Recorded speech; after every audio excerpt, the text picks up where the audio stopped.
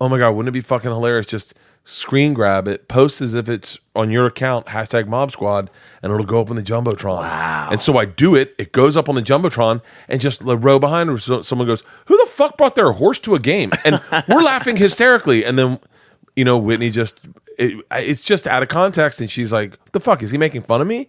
Right. And I'm like, no, you're my friend. Oh my God. And then you feel horrible, and you're like, I just want to call you and go, because the text doesn't work the way. Right. But yeah, I do that to everyone. Did and you call her? I do it to Bill Burr. These are the ones I do it to where it's a total safe place. And maybe I should just stay there. Segura, Bill Burr, Rogan, Ari, Joey. Even with Joey, you got to be a little careful because Joey's not the most technologically all over the map guy. Right. So if he just hears word of mouth, Bert was shitting on you, he'll call you immediately. Yeah. But like Joe, man, we fuck with Joe hard as shit on that hilarious. Sober October thing. Yeah.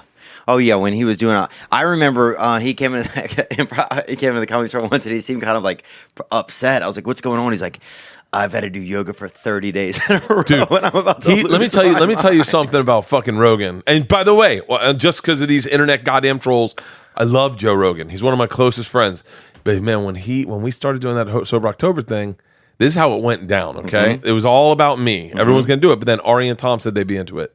And we thought it was a thing, a collective with Joe. So I cut this video, and in the video, it's me running through the forest, and I go, this October, me and my friends, Two Titty Tom, Ari the Welch Shafir, and Joe and Powerful Joe Rogan will all be going sober. I send it to Joe before I post it, and I go, hey, just making sure everyone's cool with this. Joe doesn't reply, right? And so we're like, So you took that as a yeah. No. So Segura and Ari and I are like, wait, no reply from Joe. How? And then Ari's like, wait, Joe's doing it, right? So he sends a text, and Joe's like, no, fuck you guys.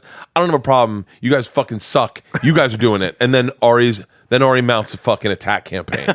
and he texts us independently. He goes, yo, I'm taking down Joe. You are with me. Now, Segura is such a fucking cuck. Even when we fucking write, Ari's like, I'm going to post a video. I want your comments to be the first 2 comments on Instagram. And we're going to workshop them so they're aggressive enough that Joe has to reply. Right. So I write mine. I guess I really don't have a problem. Joe's got the problem. He can't give up marijuana. Whatever I said, he needs it to eat his dinner. If you need marijuana to eat your dinner, you've got a problem. And then Segura writes his, and Segura is such a fucking bitch. He's like, Powerful Joe Rogan doesn't need to give up anything. He's the greatest human being in the world. Whatever the fuck he said, it was like that, right? Right. Ari and I were like, no, fuck you. We're writing yours. Yeah. And you're cutting, pasting it. You're not leaving us out to dry. Right. So I wrote Tom's, sent it to Ari, and it was with the hashtag Pray for Joe. Wow. And that Pray for Joe went fucking viral. Like, it's on the end of my special. Yeah. On the end of my special, they're like, who would you want to thank? And I wrote, I want to thank Two Titty Tom, the Welch, and hashtag Pray for Joe. And the crazy thing was, if you go to hashtag Pray for Joe, there's also tons of like people that have been hit by cars named Joe and stuff like that who are in all these like hospital beds and everything. And then there's Joe Rogan with a joint in his mouth, like the Dalai Lama. So it's a really wild. You can get really caught up in there. I went to the Pray for Joe hashtag one time and ended up spending like probably almost $2,000 in GoFundMe campaigns. Dude, I can't even. I don't even know what to. I don't know if I should blame that on you or what I should do. I'm telling you, man. And I think one of the things people enjoy about that Sober October and about these bets that me and Joe and Ari and Tom make is that it sets up the joke for them to join along, and they can make fun of the comics they love, like Joe or Tom or Ari or even myself. Mm-hmm.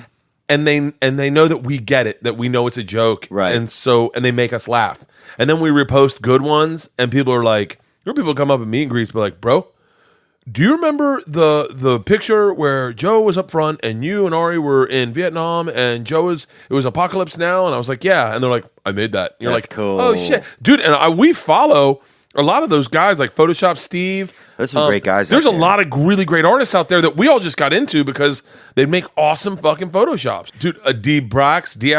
There's a couple. I follow them all because whatever they post, the ones with Dalia, the guys that fuck with Dalia make me laugh hysterically. Oh, dude, when I go on the road and I get videos with stuff with people, it's always like fuck Dalia, all of them. Fuck Dalia, fuck Rappaport. He's someone. Well, he lost his belt to me.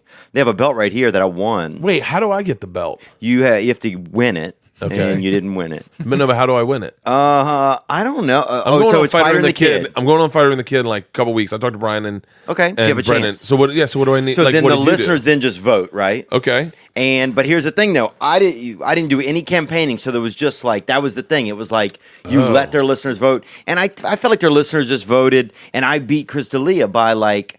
This was last year by like 31% to 30% or something. Hinchcliffe had 1%, even though Hinchcliffe had one. I bet he campaigned like a motherfucker. He also has, I feel like he has cystic By the way, fibrosis, but he just manages it really well. You notice that about Dude, I got to be honest with you. If someone can get this up, I know this. I'm the only one that sees this. Tony Hinchcliffe today looks like Joe Rogan in 1991. No, get the fuck I out of swear here. to fucking God. There's a picture where Joe is in a leather jacket and he's off to the side and he's like this, and their jaw lines, this jaw part is identical. Really? This is pre-kettlebell Joe. Wow. Tony Hinchcliffe could go as Joe Rogan for Halloween. I bet. A young Joe Rogan from News Radio. I mean, I don't know. Even then, Joe is getting a little yoked, but Tony has like Tony has like somebody who was trapped in like a mine or something and finally made it out. Like, but years later, and everybody like they thought everybody had died in there or whatever. And they built a neighborhood on the mine and everything, and it's all over. And the news even forgot about it. And then Tony comes out like he had to climb from like a million, like literally he had to rock climb from 1,000,000 feet down. Like he's the first of the Thai soccer team kids to come out. Yeah. He's the big one. Yeah. Dude, Tony's got that little brother strength where you go into the house and you think you're like, oh, I'm bigger than I'm gonna fuck him up, and then you go and fuck with the little brother, but he's been being punched so much by the big kids that all of a sudden he's like, fucking to the nuts, gong, and you're like, oh my God, your little brother doesn't fight fair. Tony has a look, if you look at him, dude, Tony fucking roasted me the other day, so he's getting this back right now, where he looks like he's holding the devil in his mouth. So if you look at him, he's like this. Like the devil is living right on it. Like the devil is resting on his tongue, and he knows it's in there, and he doesn't want to show it to you, you know? Oh. Imagine the feeling when we text each other and you just don't hear back from someone. Yeah. And you're like, dude, did I fucking piss them off? Should I send another text? And then you send one more text, you don't hear anything. Should I send flowers? Should I send fruit? Should I send Harry and David? Dude, my freaking uncle got pissed. They sent him Harry and David. He thought it was gay fruits from a gay man's farm. For real? Yeah, and honestly, I looked it up. It might be. It's pears. They're good. Dude, you don't think straight men could grow these kind of pears? Have you ever had them? No. Harry and David, dude. I thought it's Harry and two men David's that was make cookies. pears. They just make pears? I mean, I guess if you're Bert Kreischer, you only fucking get the cookies delivered. I just eat the cookies. I got the Harry and David cookies. They started as a fruit farm, bro. And they make cookies. That's what Only I'm fucking Bert knows that wondering. they're Harry and David. Have you also had the apples from Oreo? You ever heard of Oreo? Nabisco, that apple company? Shut the fuck up. Dude, when I was in college, we had this dude that worked for Nabisco. His name was Cuz. And he would show up with all the destroyed products from it. And it was just cases of Nutter Butters. Like, I got to the point where I got such an aficionado. I would take the Nutter Butters and I'd put them in a cabinet and let them get stale. There's nothing better than stale Nutter Butter. Yeah. Because they're soft. Dude. Yeah. It's almost like a brownie. I would take Nutter Butters and I would dip them in melted chocolate, right? But I'd leave just enough area space so that I could soak them in milk. So there would be, it was almost like a soft milk cookie inside chocolate. Dude, we had this dude in our neighborhood named this dude Mert. Everybody called him Dirty Mert, right? Oh, let's do this. Let's go neighborhood for neighborhood about white trash motherfuckers. Oh, come on, dude. This will be fun as fuck. Well, I'll start with myself then. But I'll go Dirty Mert. Dude, this dude, Dirty Mert, so he would get Nutter Butters and different types of cookies, right? He would let them get, to the point, some of them crumble. Now, some of them, if they're really not a good cookie, like sometimes a chocolate chip cookie will get bad, and then it'll fall apart. And you're like, that's a piece of shit. Yeah. That's a fucking piece of shit that doesn't even have any, that has nothing in it, really. You can't do that with the really, like the soft batch ones. You got to eat them right away. Right. Like Nabisco, the Chips Ahoy, I mean... It's middle ground. Middle ground, but man. But sometimes you get one, but here's what you do. If you go all the way around, this dude Mert would he would let him get soft and then let him ride the empty, just ride the empty tank all the way back to fucking hard. And you were like, wow, I've never bro. gone that far. And they were different color then. I've never And gone then they that had gone a far. different color. They'd gone down the color scale, and they were called these fucking dirty mercs. And this dude would have a whole sack of them, and he'd fucking give them out, and we ate them anyway, bruh. We knew how long they'd been out and about and wherever. He used to leave a fucking row. I remember this now. He had like a Buick, like some type of a Buick or a Crown Vic or something. He would leave them like in the fucking heat on the back of his fucking car. Almost like he's, oh my God, you know, my wife's family, that's how they used to cure meats. They put them, I swear to God, they put meats in a car. It's no wonder this is your wife then. No, my wife's family is really fucking redneck. Like, Wow. discipline your dog with a shovel redneck. Oh, yeah. Like the kind that you're like, hey, you're not allowed to hit dogs anymore. And they're like, huh? How you going to learn them? They would put meat and fruits inside a old beat up, like they definitely have cars everywhere in their front yard and backyards. Right. There are cars everywhere. Her father, I'm not even joking, on his property, he may have 150 broken down cars, boats. He collects outboard motors, and he's got a storage shed of all the shit from when she was a kid, just on his property. But they used to put fruits and meats inside the cars in the summer and let them dry out that way. Oh, it's beautiful. That's redneck right there. That's fucking beautiful, dude. A little bit of that fucking back deck jerky, boy. Oh, and then like whenever you go to like a family reunion, they'd have Cool Whip containers. Was how you did. Instead of like nice the dishes, these Cool Whip containers for something you Cool put it Whip in. container, and you're like, oh, your mashed potatoes are in a Cool Whip container. I know, and grandma and one of the grandmas would be like, I know, ain't they cool? Dude, the first time I ate dinner, I ate at their house. This is okay. So what made you want to be in your wife? Were you guys just fucking out of the gate, or like what was the whole deal there? Yeah, no, my wife was, Because your wife's a beautiful lady too, man. She's- I've spent time with her. Very sweet. she's great. She's great. I started. And she didn't get a real short haircut, did she? No. Okay, good. And that's something that doesn't. Because a lot of couples start to look the same as they get older, and if they're still fucking, then you gotta. That to me is something else is going on. No, It's like they're just trying to make one person as hard as they can. I had sex with a girl. I dated this girl in college who cut all her hair, got a pixie haircut, and we're having sex. And as we're fucking, I'm drunk, right? As we're fucking, I went, it was like fucking a dude, and then I was like, whoa, whoa, whoa, Whoa, yeah. Like immediately, I was like, whoa, what the fuck? I met Leanne. And we dated for a little bit. I didn't want to put a label on it. And then she dumped me. And then when she dumped me, I fought to get her back. I made her a mixtape. I did everything. What else did you do? Everything. Oh, dude, What do you mean, honestly? I was cried. I was crying in a Yeah. car, driving down La Brea. That's my first crying thing I in the do. car. Yeah. They're like, "Did you buy me flowers?" No, I'm fucking crying. Yeah. Okay, I made salt water with my eyes. I went to an AA meeting. I did everything. yeah. I did everything. I went to an AA meeting. Dude, I go to this AA meeting and they're like, and I'm with this guy, I guess I shouldn't say his name, but he's like, you should stand up and talk. And I was like, I was just lost, man. I wanted this chick back. Wow, what did you say? This is great because I go to AA meetings. So what did you say? So they go, I love that. so he's like, all right. I go, well, I don't know if I feel comfortable talking. I haven't really made any decisions about what I'm doing with my life. I'm just trying to like get this chick back and see if I have a problem. Because the reason we broke up is I gotten drunk at a dinner party and I just argued with her friend and I wouldn't let it go. And so I could see that. And so he goes, yeah, just talk. And I'm like, okay, I'm going to talk. And part of me as a comic, I'm like, yeah, I'm going to get up and say, I'm in a little stage time isn't bad. Guy in front of me goes, Little stage. I love it though. I go to stand up, right? And then the guy in front of me stands up and he goes, do you mind if I go? And I was like, oh, sorry. Yeah, go ahead. He stands up and he goes, hi, my name's Dave or whatever. Yeah. I'm an alcoholic. And everyone's like, hi, Dave. He's like, it's been a rough day. Oh, this morning, my landlord came over and I sucked his dick and then I lit his car on fire. Oh my God. And I was like, I can't follow that. Yeah. I was like, I You have can't. to let somebody else go and then go. I can't go right after that. I'm going to fucking eat a bullet up here for the next guy. You're like, this is the Chris D'Elia of AA meetings right So here. I didn't say anything. I didn't get up. Wow. And I left and I was like, I don't know if that's for me. And then like the next day, I went on a jog down Outpost. I came running down Outpost onto Franklin. I lived right over by Hollywood and Highland. And I was like, I don't know what's wrong with me. Oh, you were out here when you met your lady. Oh, yeah. And I was like, I don't know what's wrong with me. I feel like I was like, I really don't feel like I have a drinking problem. I really don't feel like, by going, I need to stay sober for a while and get my head straight if I'm going to be single. I need to figure out what I'm doing with my life. And I had a moment that I spoke to God. And God said, if you want her back, you just got to promise that she's the one and you won't fuck it up. I swear to God, I spoke to God. And I was believe you. And I was like, I'll never fuck this up. Just give her to me and I will never fuck it up. I'll marry her and this will be my chick. This is the one for me.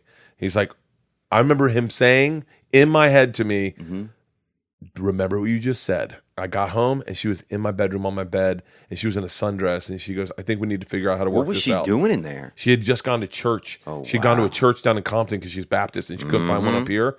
And she'd gone to a church in Compton and in church, someone had said to her in her head, you need to get this guy. This guy's a good guy. He needs a second chance. Wow. And so then we hung out. We had a great time.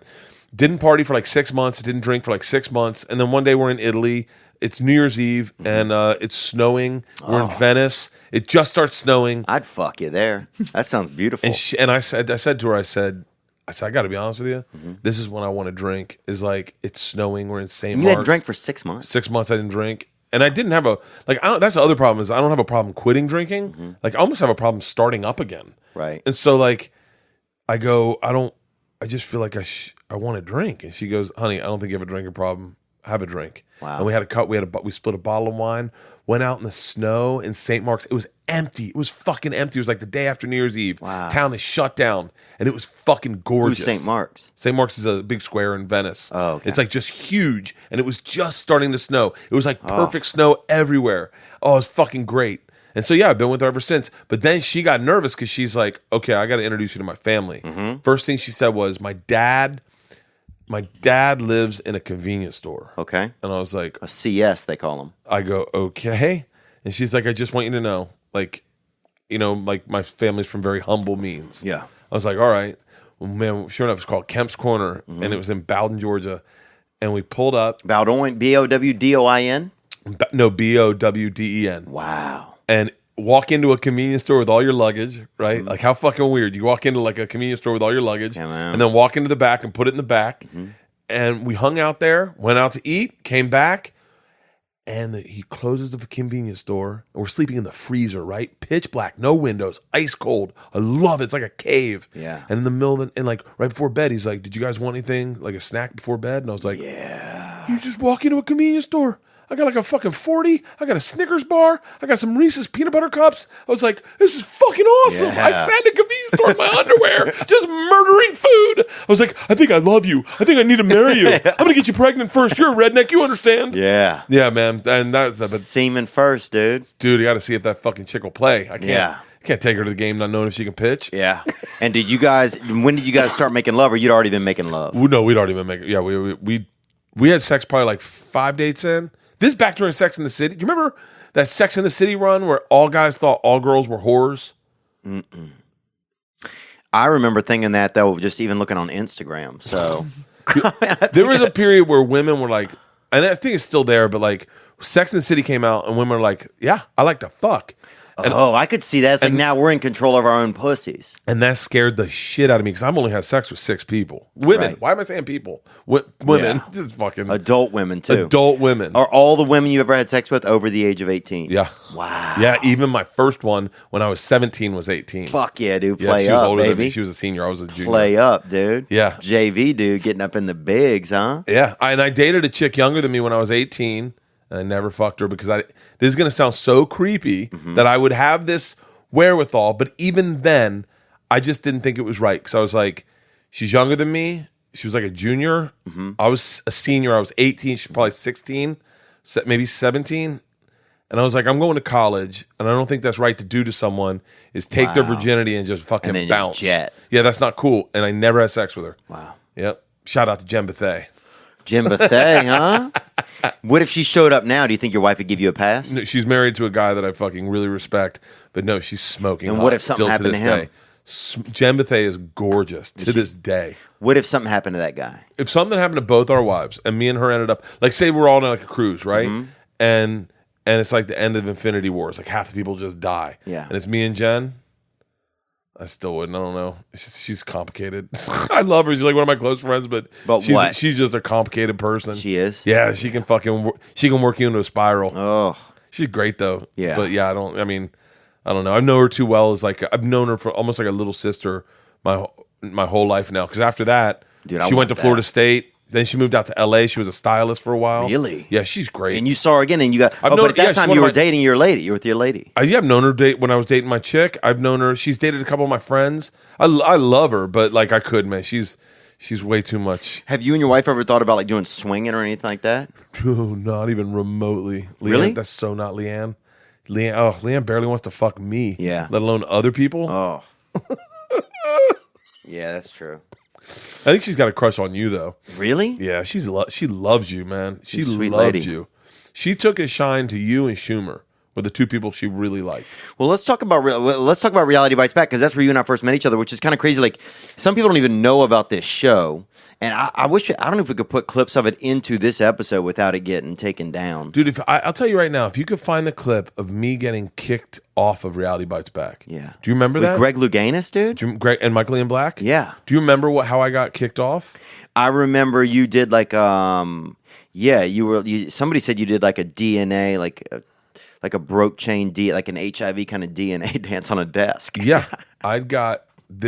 So for those of you who don't know, it was a reality show within a reality show. Yeah. I don't know where you can find it. If you can find this clip, I have all the videos at home. please send it to me. I would, and I'm going to make it sound ridiculous. This is exactly what it is. So it's me, Mo Mandel, and Amy Schumer on the final table. I have been hitting on Greg Louganis the whole time as a joke. I thought it was like, And he was handsome. I mean, this is back can when... I tell you, by the way, can I stop and put a pin in this? Your dive in the wheelchair as for your Amelia salute Earhart. to Amelia Earhart was the funniest fucking thing in the world. Thanks, man. I'll describe it for anyone who can't see it. Theo does this like song to the judges about Amelia Earhart. It makes no sense. Yeah. Gets in the wheelchair. Someone rolled you off, correct? Someone rolls him off, and he falls, I think 25 feet, 20 feet onto his stomach. Yeah. With, I think, wings attached to your wheelchair, and knocks the wind out of him legit. Yep. Pops up like, and we are all like, Full Amelia Earhart. Like, full totally. Amelia Earhart. And everyone's like 10, 10, 10. It was fucking amazing. And then Mo Mandel, So ridiculous. Oh, yeah, Mo's dance, Mo's dive.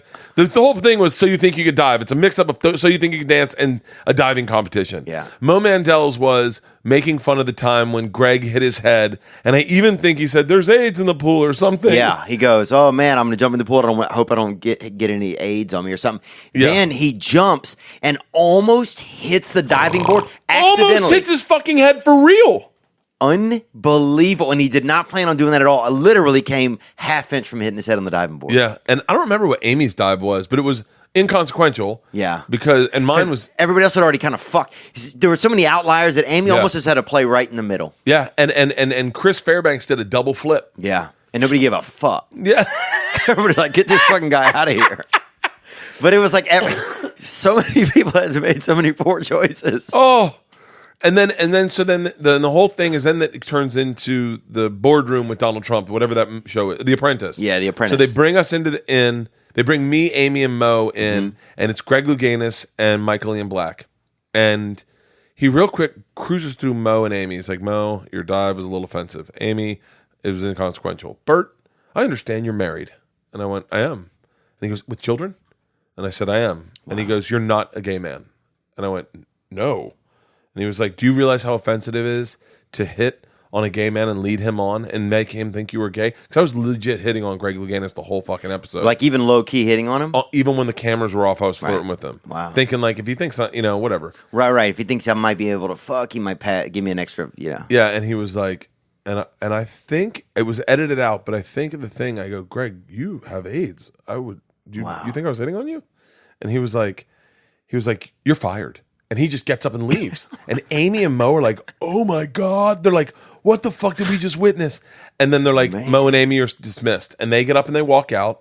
And then Michael Ian Black goes, "Bert, you've made a lot of bad life decisions." By the way, Michael Ian Black's not even joking at this point. Right. And I was like, "Yeah." And he goes, "Your body, your hair, your facial hair." Like he's picking me apart. Yeah. And I'm like, "Yeah." And by the way, no joke, I am humiliated at this moment because I had driven all of us down. Remember? I drove us all down. And in the car ride down, Amy said, "Oh my God, what if one of us gets kicked off? How awkward would the drive back be?" And I was like, "Oh my God, I got to drive everyone fucking home." And so he goes, Michael Ian Black's like, oh, I'm going to need your trunks, your suit. And I was like, okay. And so I get up and I'm just embarrassed and I'm trying to make it funny and I don't know how to. So I knock over each of the chairs and he goes, what are you doing? And I said, I make big exits, Michael.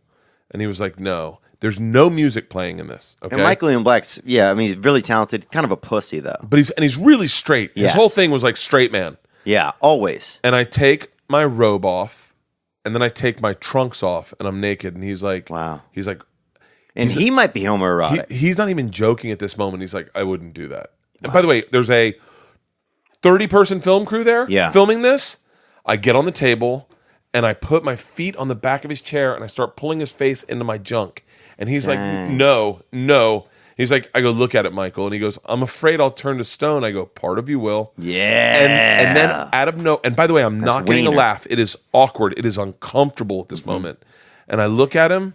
And in a last-ditch effort, I kick and I do a backspin naked, and I stick it on the table, and I look at him, and fucking thank you, Michael Ian Black breaks character and starts laughing hysterically, and the whole set starts laughing, and I walk off. Now, my daughters were in preschool at the time, and I had only been bragging I will be on Comedy Central, and I know now, as I'm driving you guys back, that's all these parents will see is me naked face fucking Michael Ian Black. Yeah. Oh my God. And I tell my wife. How many of the dads will be jealous, probably? I tell my wife when I get home, she goes, how did today go? And I said, I think I might have just ruined my career. And she was like, really? And so I didn't think about it until the episode aired. And then Amy called me the day it aired. I was in Pittsburgh. Wow. What did she say? She goes, I just watched the episode where you got kicked off. It is fucking hilarious. You have nothing to be worried about. It is fucking hysterical. She's like, highlighted the show. And I was like, oh, thank God. It was like, funny. And it was funny. And then it disappeared. No one ever did he really have AIDS, Greg Louganis? Because he... Yeah, I think he's still... It's HIV positive. I don't think right, HIV positive. HIV positive, yeah. Do you think you could beat AIDS? What's a disease you could beat? Name 3 diseases you could beat, honestly. Crohn's. No way. I think so. You couldn't beat Crohn's. Can you bring up Crohn's, what it is? It's just your stomach hurts a little bit. Yeah, dude. You're talking about a guy who just was fucking somebody in a deep freezer eating a fucking Snicker and a 40. No. So you're talking about beating a disease. So you're talking about me getting it and going, I can lick this disease. Yeah, I could beat Crohn's. Ooh, it's right around the butt. It's like irritable bowel syndrome almost. Yeah, dude. No. Yeah, I can beat Crohn's. Okay. I can beat Crohn's. And by the way, I'm not to be flippant if you have Crohn's and you're like, you have no idea the hell I live in. No. Obviously, we're fucking around, everybody. But I'm not joking. I changed my lifestyle. I stopped drinking, started eating healthy, smoking pot every day. I think I can manage Crohn's. I think I can manage Crohn's. Yeah, you just did a triathlon, didn't you? Just did a triathlon, yeah. Here's the thing. Once I get a disease, all I got to do, clean my lifestyle up, and I think I can deal with it. Okay, 2 other diseases you think you could beat?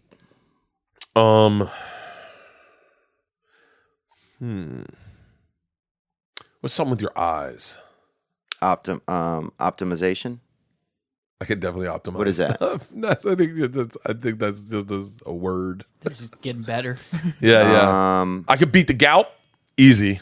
Yeah, gout's easy. That's just shrimp. Too much shrimp and not enough elbow movement. But it affects millions across the South. I grew up in the gout belt, dude. Everybody had gout. Everyone's got gout back in Tampa, dude. Red wine and fucking shrimp. Yeah, shrimp. Oh yeah, you got it bad. Your people got it bad, bro. Oh, half my fucking family looks like crustaceans, dude. He's like, is that a barnacle on your back? And like, nah, I fucking had a salty salad a couple years ago, and it's never been the same. It's crazy how salt just will get stuck in your body, dude. When no joke, when I get my heaviest is like when I'm on the road doing if I do a theater run, I kind of balloon up because I'm flying and partying every day. Like fly, perform, party, and that's when I balloon up. And I'll come home and I'll be like 240, and then I'll eat healthy for 2 days, and I'll drop 15 pounds immediately of just water weight. Just because you eat like shit in the airports, you're drinking booze, you're retaining water, you're on planes, your ankles are bloated. Yeah. And then all of a sudden I always think, if I just built fences, I'd be in great shape. Really? Just built fences, or it was a potter. No, really? Yeah. You don't think you'd be there? Because look, I used to work in that type of labor force, and I mean, it's so easy, bro, to become just a dude that fucking naps in the truck, dude. It's so easy to be that dude. Okay, I'm wrong. You're right. I'm wrong. I'm the napper. Oh yeah. Whoa. What the fuck am I doing? What the fuck am I doing? Here, I got confident with Crohn's and I started saying the shit I could do. No, I couldn't do that. You're right. Yeah. You're right. Because I'm the guy that if I was building fences and they were like, "Hey man, we're gonna burn one behind the house," I'd be like, "Yeah, I'm in. Next thing you know, I'm in the back of a bed of a truck with my head on a hammer, going, "Oh yeah. Bill's here. Let's get back to work." Yeah, I would not be able to do that. It just gets so easy to like. All it takes is one long lunch, and next thing you know, you're that fucking dude. One long lunch where they go in and they pull in the store and the guy in front of you, your head chaperone, your head guy, grabs a 40, just a tall boy. Yeah, of like it's only your third ice. day working. You've been working hard, and suddenly the fucking next thing you know, you're Rodney King. Remember Rodney King when he was on celeb rehab, and he worked for like some housing company, and he worked for a pool company. Did he really? In Compton? Harry Basil worked with him, didn't he? No, I don't know who's Harry Basil. Is that a comedian? Yeah, Harry Basil that runs the Laugh Factory. They just showed I get him. no respect. What is that? That's Rodney Dangerfield. Oh yeah, Rodney Dangerfield. I don't drink before I go on stage. And I'm sorry, Rodney King is one of the victims. Yeah. I'm like, damn. But Wait a 6 degree of separation. Rodney King from himself. Wait, Harry Basil, Rodney Dangerfield. Oh, you're talking about Rodney. Okay. I get no respect. I'm sure he said that at some point during the beating. Hey, I get no respect. Yeah. Do you think we'll ever get to that kind of a racial stuff again? I don't think that we will. Dude, I feel like we're going up on a race war right now. You do? The way things are shaking down. Like I followed maybe the wrong people on Instagram, but like it seems like I'll tell you the race war that is happening. Mm-hmm. And if you don't know that, then you're not paying attention close enough.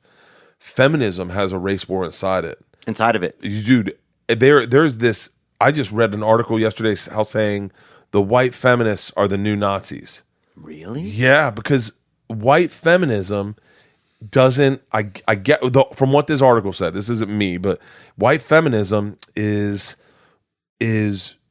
not account for the struggles of the women of color.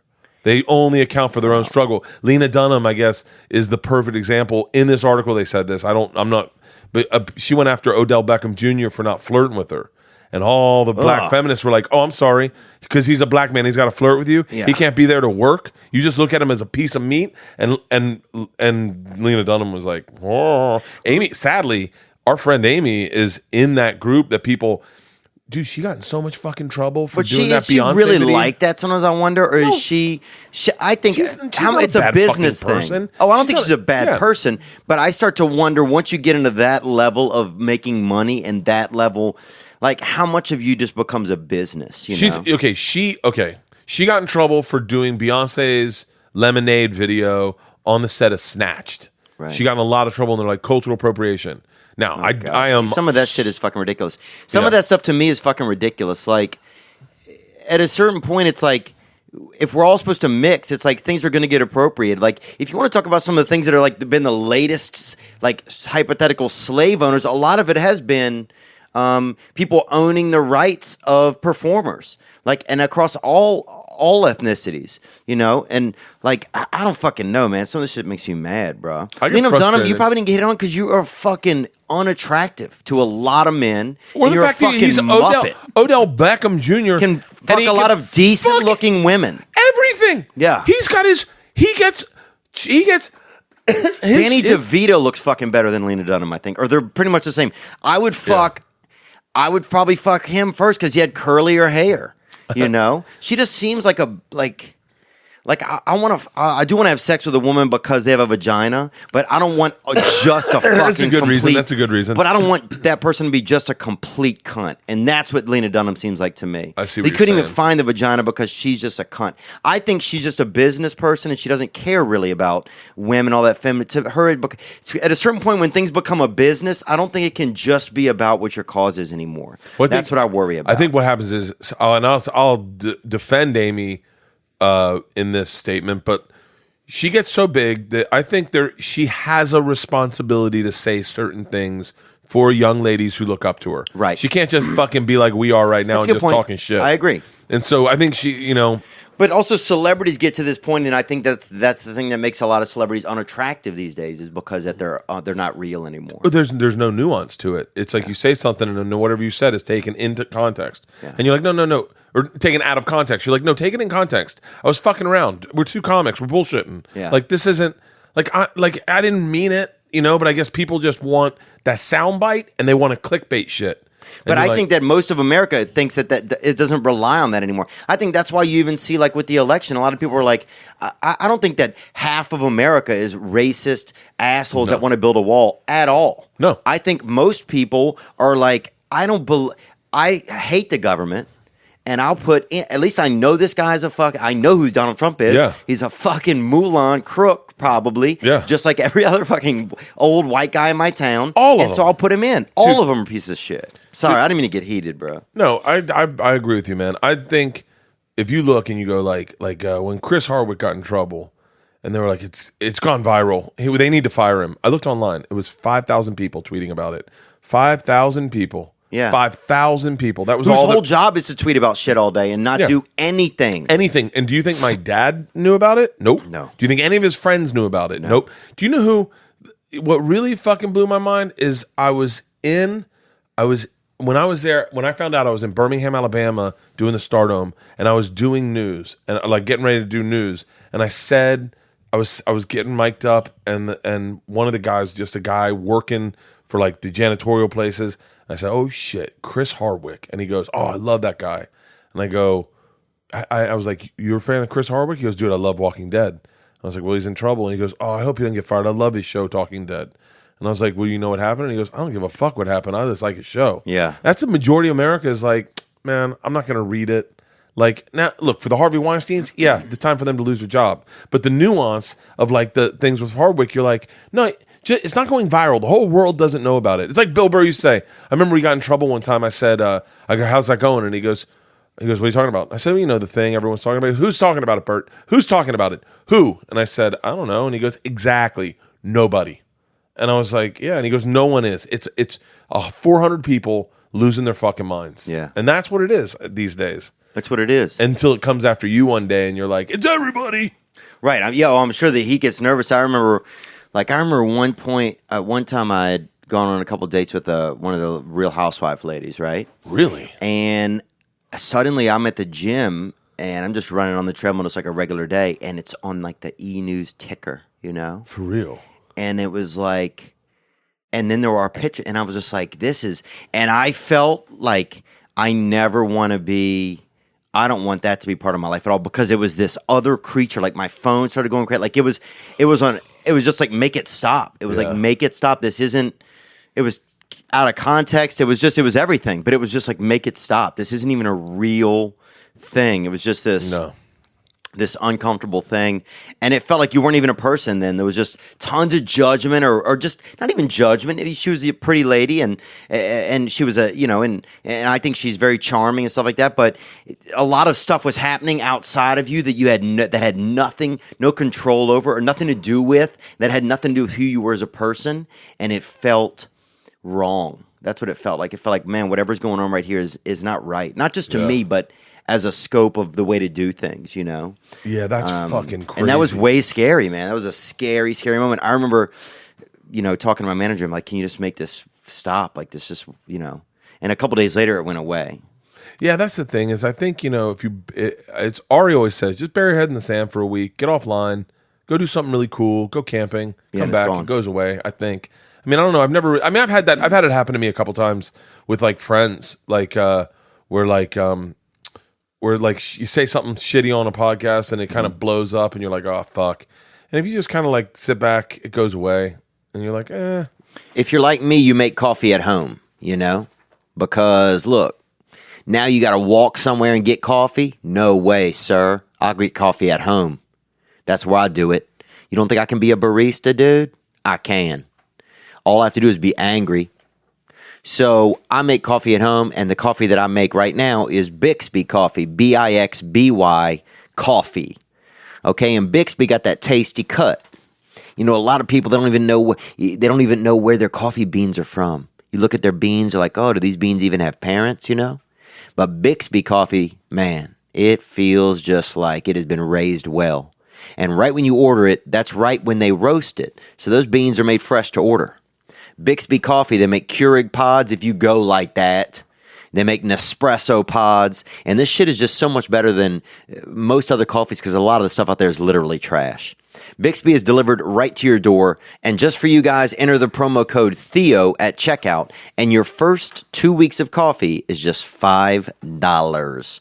That's right. 2 weeks of coffee for $5. BixbyCoffee.com. Use promo code Theo and get that good shit. I wanted to bounce out of LA. I wanted to bounce when I was on Travel Channel. I wanted to bounce out of LA and go out to like Boulder. And thank God I didn't because I got fired from Travel Channel. But then, can't you though? No. You couldn't go get a house there and live there if you wanted to? Or do you, and honestly, do you think, because I think about this too, like I think about, if I were able to catch some breaks and get to a place where I could have, enough of where I could, still have my fans come see me without the fear of losing the ability to have, create fans. If you could do, I mean, theoretically, if you could do this in a big market, say like Chicago, where you have big comics coming in and they knew your podcast was still relevant. Like Joe could do his podcast anywhere. Right. People are flying out for Joe's podcast. So yeah, if you get your podcast that big, I could just do stand-up at my podcast, make social media interesting. I don't think I need television. I mean, I've been offered television pretty aggressively lately, and I just passed on it. I'm like, I don't want to do it. I want to make my thing. I could do what I'm doing with All Things Comedy, making my cooking show, doing podcasts, come out, once a quarter, and do some stuff, bang out some podcasts, do some sets, go back out, live a full life. I would love to. My wife won't do it. Our kids are already dialed in. It's like they're in high school. My oldest is in high school. My youngest is getting ready to go into high school in 2 years. All our friends are out here. My managers, agents. I mean, I guess ultimately I'm just in the fucking game. I'm locked in. Yeah. Man, it's so I'm scary. Face tatted up in prison. That's scary. Yeah, dude. You're like fucking you're like Nabisco Malone. I wouldn't mind. And that was a post Nabisco joke. A lot of people won't get that. That was good. Thanks, man. Thank you. I wouldn't mind doing a residency in Vegas. Really? How does this fucking end, though? Oh, not good. And we're talking... Same way Ralphie's ends. I know, dude. Damn, little Ralphie. That's what they would call it. Oh, my God. What if the last special you did was just like Ralphie May? That was the name of it. Dude. Oh, man. And you looked just like Ralphie, like you were that crazy. Dude, I feel guilty now. I know that had nothing to do with this, but me and him were on a cruise ship right before he passed, like a few months before he passed. Does he sleep in the middle of a ship? He has to sleep in the middle of a cruise ship. At 600 pounds or 500 pounds? You couldn't sleep on a side of the cruise ship, could you? He was sleeping a lot that trip. He wasn't getting up and doing much. And we went to his room once a day, and we go in there and smoke a joint in his room. And what, he's just laying in bed the whole time? He was laying in bed a lot. He'd get up and move around. I'm definitely not speaking ill of the dead, but anyone who was on that ship would agree. He'd move around like probably 2 out of the 7 days we were there. He'd get up and do stuff. Not often was he moving around. And when you say like, because I've never been around anybody that has had that much of an impairment that wasn't like, I had a friend that didn't have any legs and he didn't do that much, and then I had another lady that I think was just lazy when I was growing up, and she also was taking care of a kid, a black child. Yeah. And both her and her husband were white, and they were pretending like it was their child to everybody, even though the lady that swept at his school bus was black, Miss Tilly. Really? And it was obviously her child. And we'd go over there, and it was the weirdest thing. They'd be like, "This is our son, Boogie." And it would be like, and dude, they had him dressed up like a little cowboy and shit, like to make him just seem even whiter. Dude, no joke. I remember this little Boogie, he'd have on these red boots and he would do this little fucking dance by the door when you went in. And it was like, what? Like, even I know that you can't get a black kid out of 2 white people no matter how hard you try. I love that name, Boogie. Do you know I met a football player in a place called the Chatterbox one time. Booger McFarland? And I saw him one time at the airport, didn't I? I wanted to talk to him, but I was so nervous. Booger McFarland. They were like, "This is my friend Booger." I could not stop laughing. You know how he got the nickname? No. Because he would hit people so hard that they'd have to fucking pick him out of their nose. Are you serious? Yeah. Oh, I did not. I thought it was because Fucking he's always had savages. boogers. Dude, Hey, booger. dude, give black people The some only other- fucking the only- creative credit, bro. Well, no, that's the only other booger I had met was from Revenge of the Nerds. Oh yeah, that's true, dude. Hair pie, pan down. Can you imagine though? But I I- hit you so hard, you're gonna have to pick me out of your fucking nose, bro. That's My Booger friend McFarlane. Kim introduced me to him at the Chatterbox in Tampa, and I was high as fuck. And she's like, "Hey, this is my friend." I was like, "Hey, man, how you doing?" He's a big guy. Played at LSU. Yeah, and he was like, and she's like, "Hey," I go, "How you doing?" I'm Bert. And he goes, "I'm Booger," and I went, "Arr." I could not stop fucking laughing, and no one else was laughing because he was a Buck at the time. Yeah. so everyone knew Booger McFarlane. Oh yeah, he played for the Buccaneers. Played for the Bucks, yeah. Booger. So let's go on. So I want to hear more about that Ralphie Mo. This thing. Yeah. So I don't know what I was What are we talking saying. about? We're gonna be in Vegas. Oh, so we were all hanging out. Oh yeah, you guys were on the cruise ship, and I had said that I hadn't heard of many people that couldn't move around that much. He, oddly enough, he is the reason I called this special Secret Time, the Netflix special, because we were all hanging out, and he was like, I got offered a residency in Vegas. And I was like, man, Ralphie, I think that's the best thing for you, in my opinion. You go, you get in Vegas, you get healthy. You don't have to fly, you don't have to travel. I guess traveling was the thing keeping him healthy because he was moving around. They had to get him up and out. But he was. Oh, you don't even think of that, huh? Yeah. You have to get up and go to the bus. You have to get up at the gas station. Maybe you can go get a drink. You have to do stuff. You have to get up and pay for gas. You have to get. There's things he had to do, I guess. But I was like, go to Vegas, dude. Because in my head, I go to Vegas, get healthy. Get involved with some UFC gym out there. Yeah. Where they're like, maybe it's not I don't even know, but like they're fans of Rogan's podcast. They know who I am, and they let me work out, or like some guy keeps an eye on me and it's like, make sure I'm doing something healthy. Yeah. And then go in, like go play golf once a day, do a show, and don't drink because you can just come home. Yeah. That'd be great for me. And I told him, I was like, dude, do it. And so then we did one show. I got to be dead honest with you. Probably the funniest I've ever seen him in my entire life. He had a joke about having mediocre dick. You ever heard this? He goes, a lot of you out there talk about having big dick. I got mediocre dick. No one wants big dick, ladies. You don't want big dick. Leaving your pussy like a horse reaching for a sugar cube. Like, he did 9 of those, Theo. 9 of those. And I'm fucking dying laughing. You don't want big dick. Like, just 9 different tags. He was so good at that, of doing those 9 different tags. And then I went up after him, and I was buzzed already. I was already drunk, and I never get, but it was like a cruise ship, and Cowhead's cruise, Calta's cruise. I gotten high with Mike Ralphie. Calta? Yeah. Oh, he's a sweetheart. I got high with Ralphie, and the things I found funny were just secrets that I was going to say on stage, and then Ralphie and Cowhead, so they could just be like secrets. And like first joke was like, secret time. When I get out of the shower, I dry my asshole on the bed, and Ralphie lost it. And he's like, he does that shit. You do that shit, don't you? And I was like, yeah. And he goes, more secrets, player. And so I just kept telling secrets. Secret Time's the name of the special? Secret Time's the name of the special. And I got off stage, and Ralphie's like, that's the funniest shit I've ever heard you say. He goes, just tell secrets. Just tell secrets. Oh, he kept going, tell Dude, more that's secrets. so true. It's like you like, yeah, there's some, you like telling secrets. I love telling secrets. Like when I go, like the perfect example is like when I go Secret Time, I only had sex with 6 people, and then I go, fuck, it's like, it's women. Right. What? Like it's, you just, and I also feel like if you keep like, and that's the other part is I talk shit about my family, so I don't want them seeing it. Right. So that's other part of the Secret Time. But Ralphie was like, all night we went to dinner that night at the Italian restaurant on the boat, and he was like, he kept going, tell me more secrets, Bert. Tell me more secrets. And I just was like, and when you're open up, and you're like, I was telling them everything. Oh, I got the clap in college. They're like, what? And then I just tell them the story, and they were laughing, and I was like, oh yeah, I guess that's kind of what I do on stage is just tell a secret, and then my kid's dumb as fuck, and then I tell the story. Yeah. So but Ralphie had to do with me. Dang, dude, that's crazy. Yeah. What is it about it you think? Because now it's like, what do you think it is about secrets that you like telling them? Or like telling things you shouldn't tell? Because some people tell jokes, some people tell stories, some people... But yeah, there is something about you that it's like, oh man, Bert says things you maybe you shouldn't say. Even you said it when you came in, you kind of have to like, sometimes like, some people are okay with that because you're joking around at your boys and some people aren't. Yeah, I don't know. I think I'm super...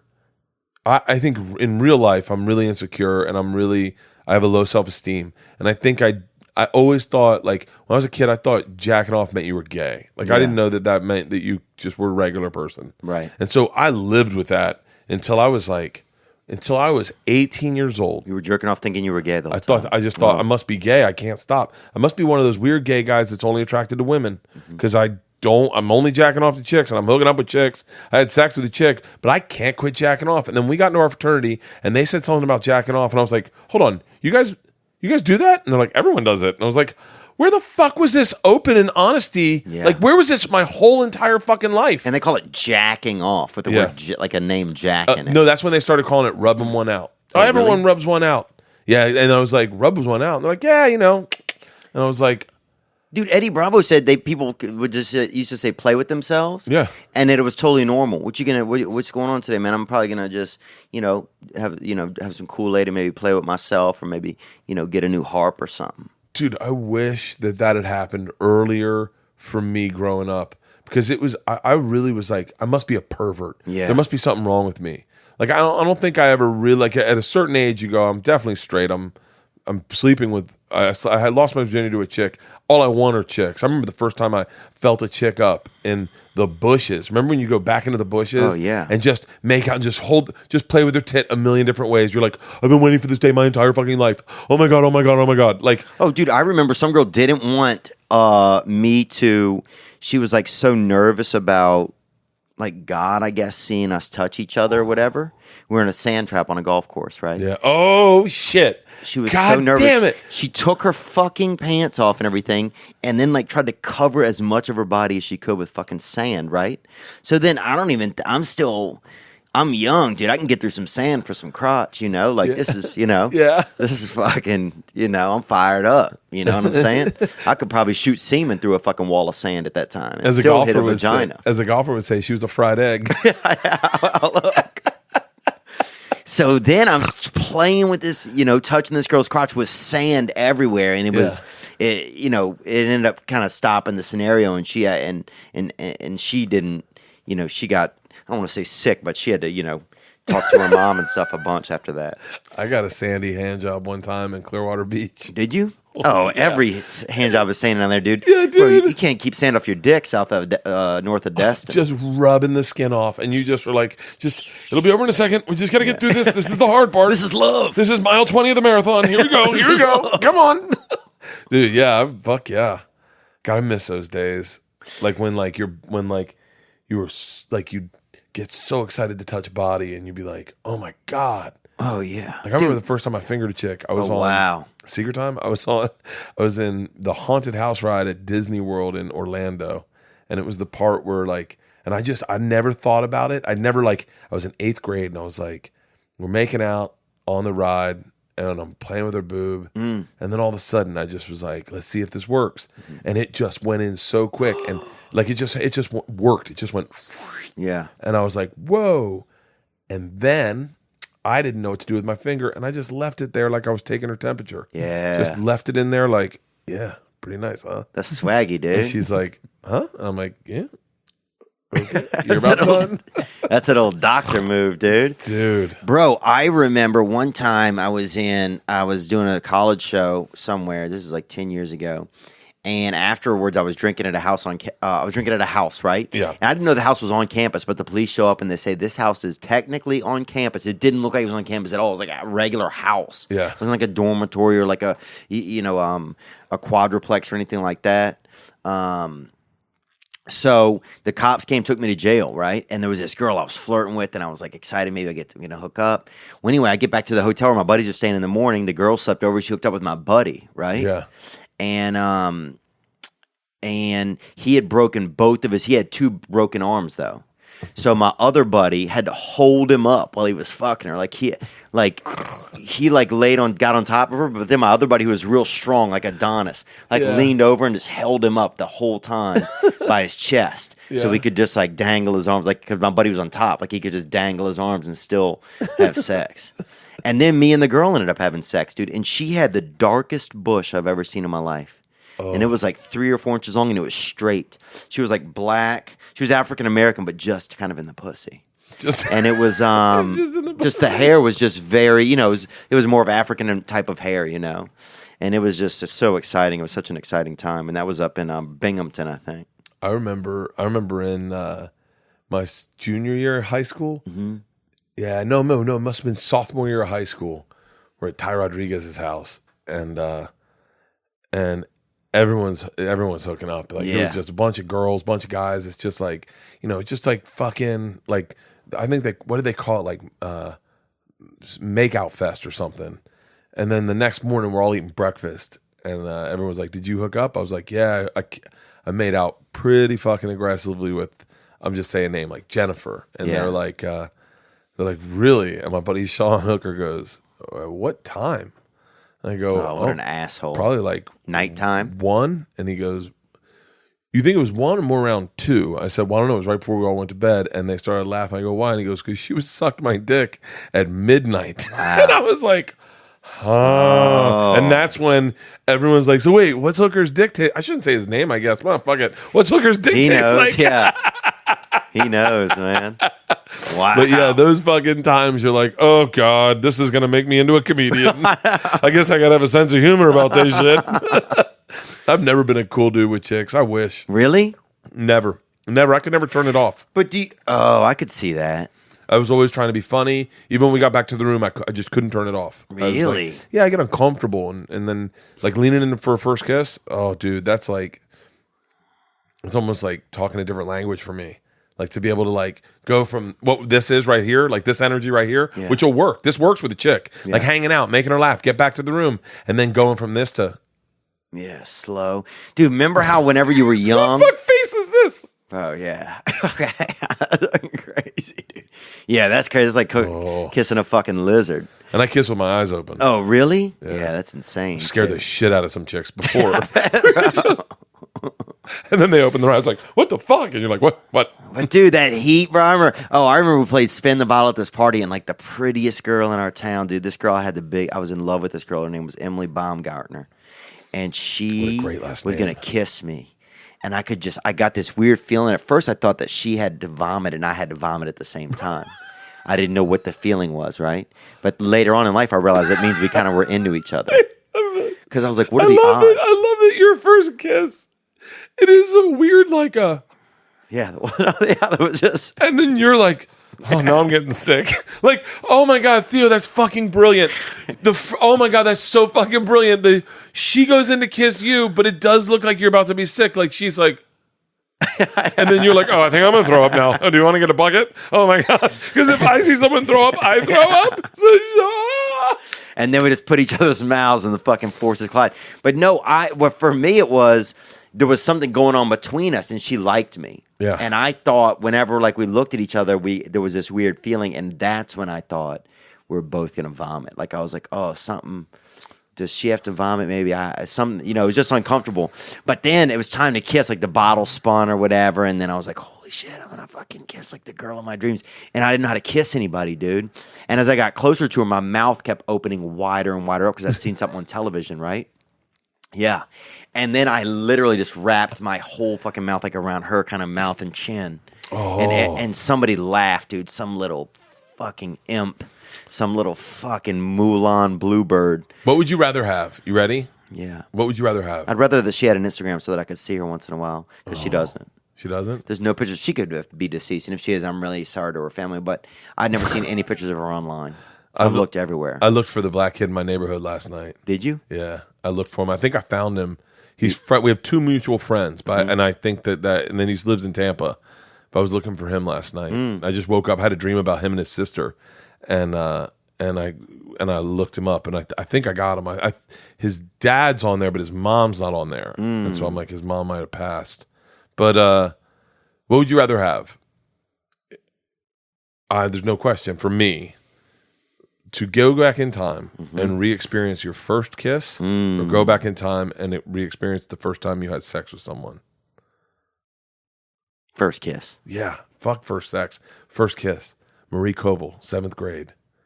We were up in my bedroom. Our parents were downstairs having like a dinner party, and we were just messing around, and I was on my back, and she was on her back, and we were listening to music. And she just rolled over.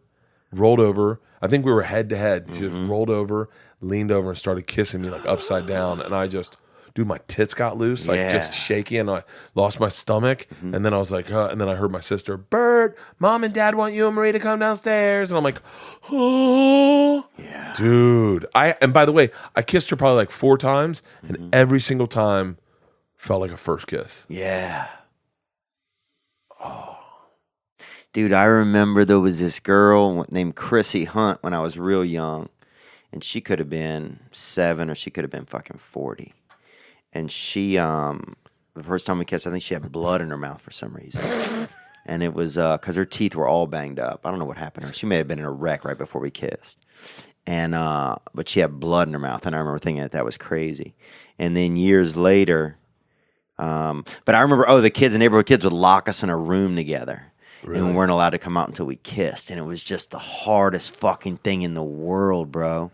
It was like, because we both knew we had to, and I had to do something. I was supposed to like be the man, but I couldn't be the man. Yeah. And I'm in the room, and all I want to do is kiss her, dude. And I'd usually been humping my pillow at night, and my buddy would come over, and we would practice humping our pillows. One of us would have a whistle and blow it on the other one if he was doing like bad moves on the pillow.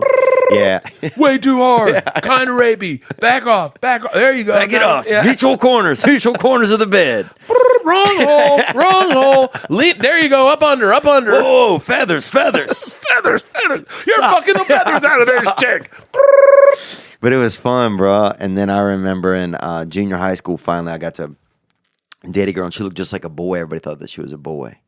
And we would kiss, like at the school bus would come, but it would come from the older school where all the older kids were. Yeah. And me and her would be standing there like waiting to kiss every time. We would always just end up hugging. And then somebody yelled out one time, just kiss each other, you fucking, and use the N-word at us, dude, right? And we were both white. And we're like, fuck, we got to do it now. You know what I'm saying? Like, people are getting us racially confused. They're starting to hate us so much. Yeah. So we fucking just started making out. So, dude, it's just crazy, the power of racism, dude. Fucking I love it. That's what you draw out of that story. Bro, and then I'm making out with this girl that looked like a boy. Power of racism just overwhelming. Whatever. Dude, it made me make out with the girl. I dated her for 4 years. Yeah. Then we dated for like a year. And she always wanted like baseball clothes and stuff for like all like the dances and all like dances. She wanted us to wear like baseball shit. Oh, I went through a tear of lesbians, like dating I lesbians. Could see that. I went through a tear of them. I could see that. I had a period where I would date a girl and then immediately they'd come out gay, and I'd be like, God damn it, is it me? But it's not me. I think that I was just that. Yeah, dude, I was the first you. step. I was the least threatening of what they were looking for. You're like John Lovitz in League of Their Own. Just every time he goes to, he just pulls the lesbian out of. John Lovitz. Dude, no, it's some interesting conversations, man. It's interesting to think. Right now in my hands, I have something, and it's the world's thinnest phone case. Some people say, oh, I got the thinnest phone case. Well, this place definitely has it. It is absolutely as thin as possible. It's a very sleek and luxurious. It's more of like a condom for your phone, you know? Like if your phone's going to do something naughty and it wants to kind of protect itself from viruses, you know? Then you can have this, the minimal case. It is 0.01 inches thick. It's so lean and slender. It's like if your phone wants to wear something sultry for a night out on the town. It's not an off-road type of case. Now, it's not going to really, it's not that, that off-roader style if your phone wants to be in a truck or do something deviant or wild. But if your phone wants to be sexy, it is the world's thinnest case. And you can get it, the minimal case. Go to mnmlcase.com for 15% off. Use the code Theo. That's mnmlcase.com for 15% off. Use the code Theo. I think that the guy Alex Jones, like talking about, kids, families, that those shootings not being real and stuff like that, it's just too much. Yeah, I never really followed Alex Jones enough to know what he was doing. I only saw him when he was on Rogan and he got drunk, and it was a funny interview. Yeah. But there are people that really despise him. I do think it's wrong to shut a guy down. Like I do think too. It's wrong. I think that the fact that, by the way, I don't know why Alex Jones got shut down. I know he said that the shooting was a hoax. I'm a little shocked that anyone ever took him seriously in the first place. Like, I can't believe that. Part of me goes, we all know he's like not. It's like a joke thing. Like he Right. doesn't really think that, right? And maybe he does. I don't know, but I definitely don't take him serious. Like that's the thing I wonder if at a certain point when you don't, do you really believe that, or are you just pushing something to get No, to, he's trying to get views. It's right? And clickbait. so that's when it starts to make me scared. Like that's when I'm like, yeah. what is going on here? Like, because that's not a safe thing for me. I don't think that's not for me. It doesn't seem like a neat thing to push. That's a sad thing. Like, that's not a real thing. Is that really helping somebody? Like some of these conspiracy theorists, at a certain point, it's just like, yeah, we're probably outside of some information, but part of you is making everything a conspiracy because you don't want to. You don't feel accepted or something. You know, it's like it just starts make me wondering like the psychology behind it. You know, I had an Uber driver yesterday who gave me the most brilliant conspiracy theory I've ever heard. He goes, man, I know Waze is getting fucking paid off. I said, what do you mean? He goes, I think it's taking us the long way, so we'll go by these businesses. Yeah, I can see that. And then I started thinking, yeah, why wouldn't businesses pay Waze and go, hey man, if you got people driving through LA, have them come down Laurel Canyon. That's where all the businesses are. Don't take them back roads. Just have them. It's faster and like, hey, here's an extra, a little extra. And Waze does have contacts with some of the people. Yeah. Like with some, like you'll be driving and all of a sudden like, do you like fried chicken? And you're like, I do. And they're like, Churches is on Laurel Canyon and Magnolia. And you're like, oh fuck, I want fried chicken. Yeah. Like it's almost like those pop-up ads that come up on Facebook. Yeah. But too much conspiracy theory. Remember how your dad used to eat Subway before he passed away? And you'd be like, yeah. Do remember that. I can't get too close to those conspiracy theories. I just don't believe in them. Like I just go, nah, I'm not that person. Right. So the Alex Jones thing kind of threw me off. I was like, let him talk. By the way, he's been talking for fucking years. I've never listened. Yeah. I think anyone really, I mean, no offense to anyone who's a big Alex Jones supporter, like I've heard him on Rogan stuff. I've seen Joey on his podcast, and I would probably do his podcast. Yeah, I would go. It would be interesting. I do it in a heartbeat, but I'm never sitting and taking him seriously ever.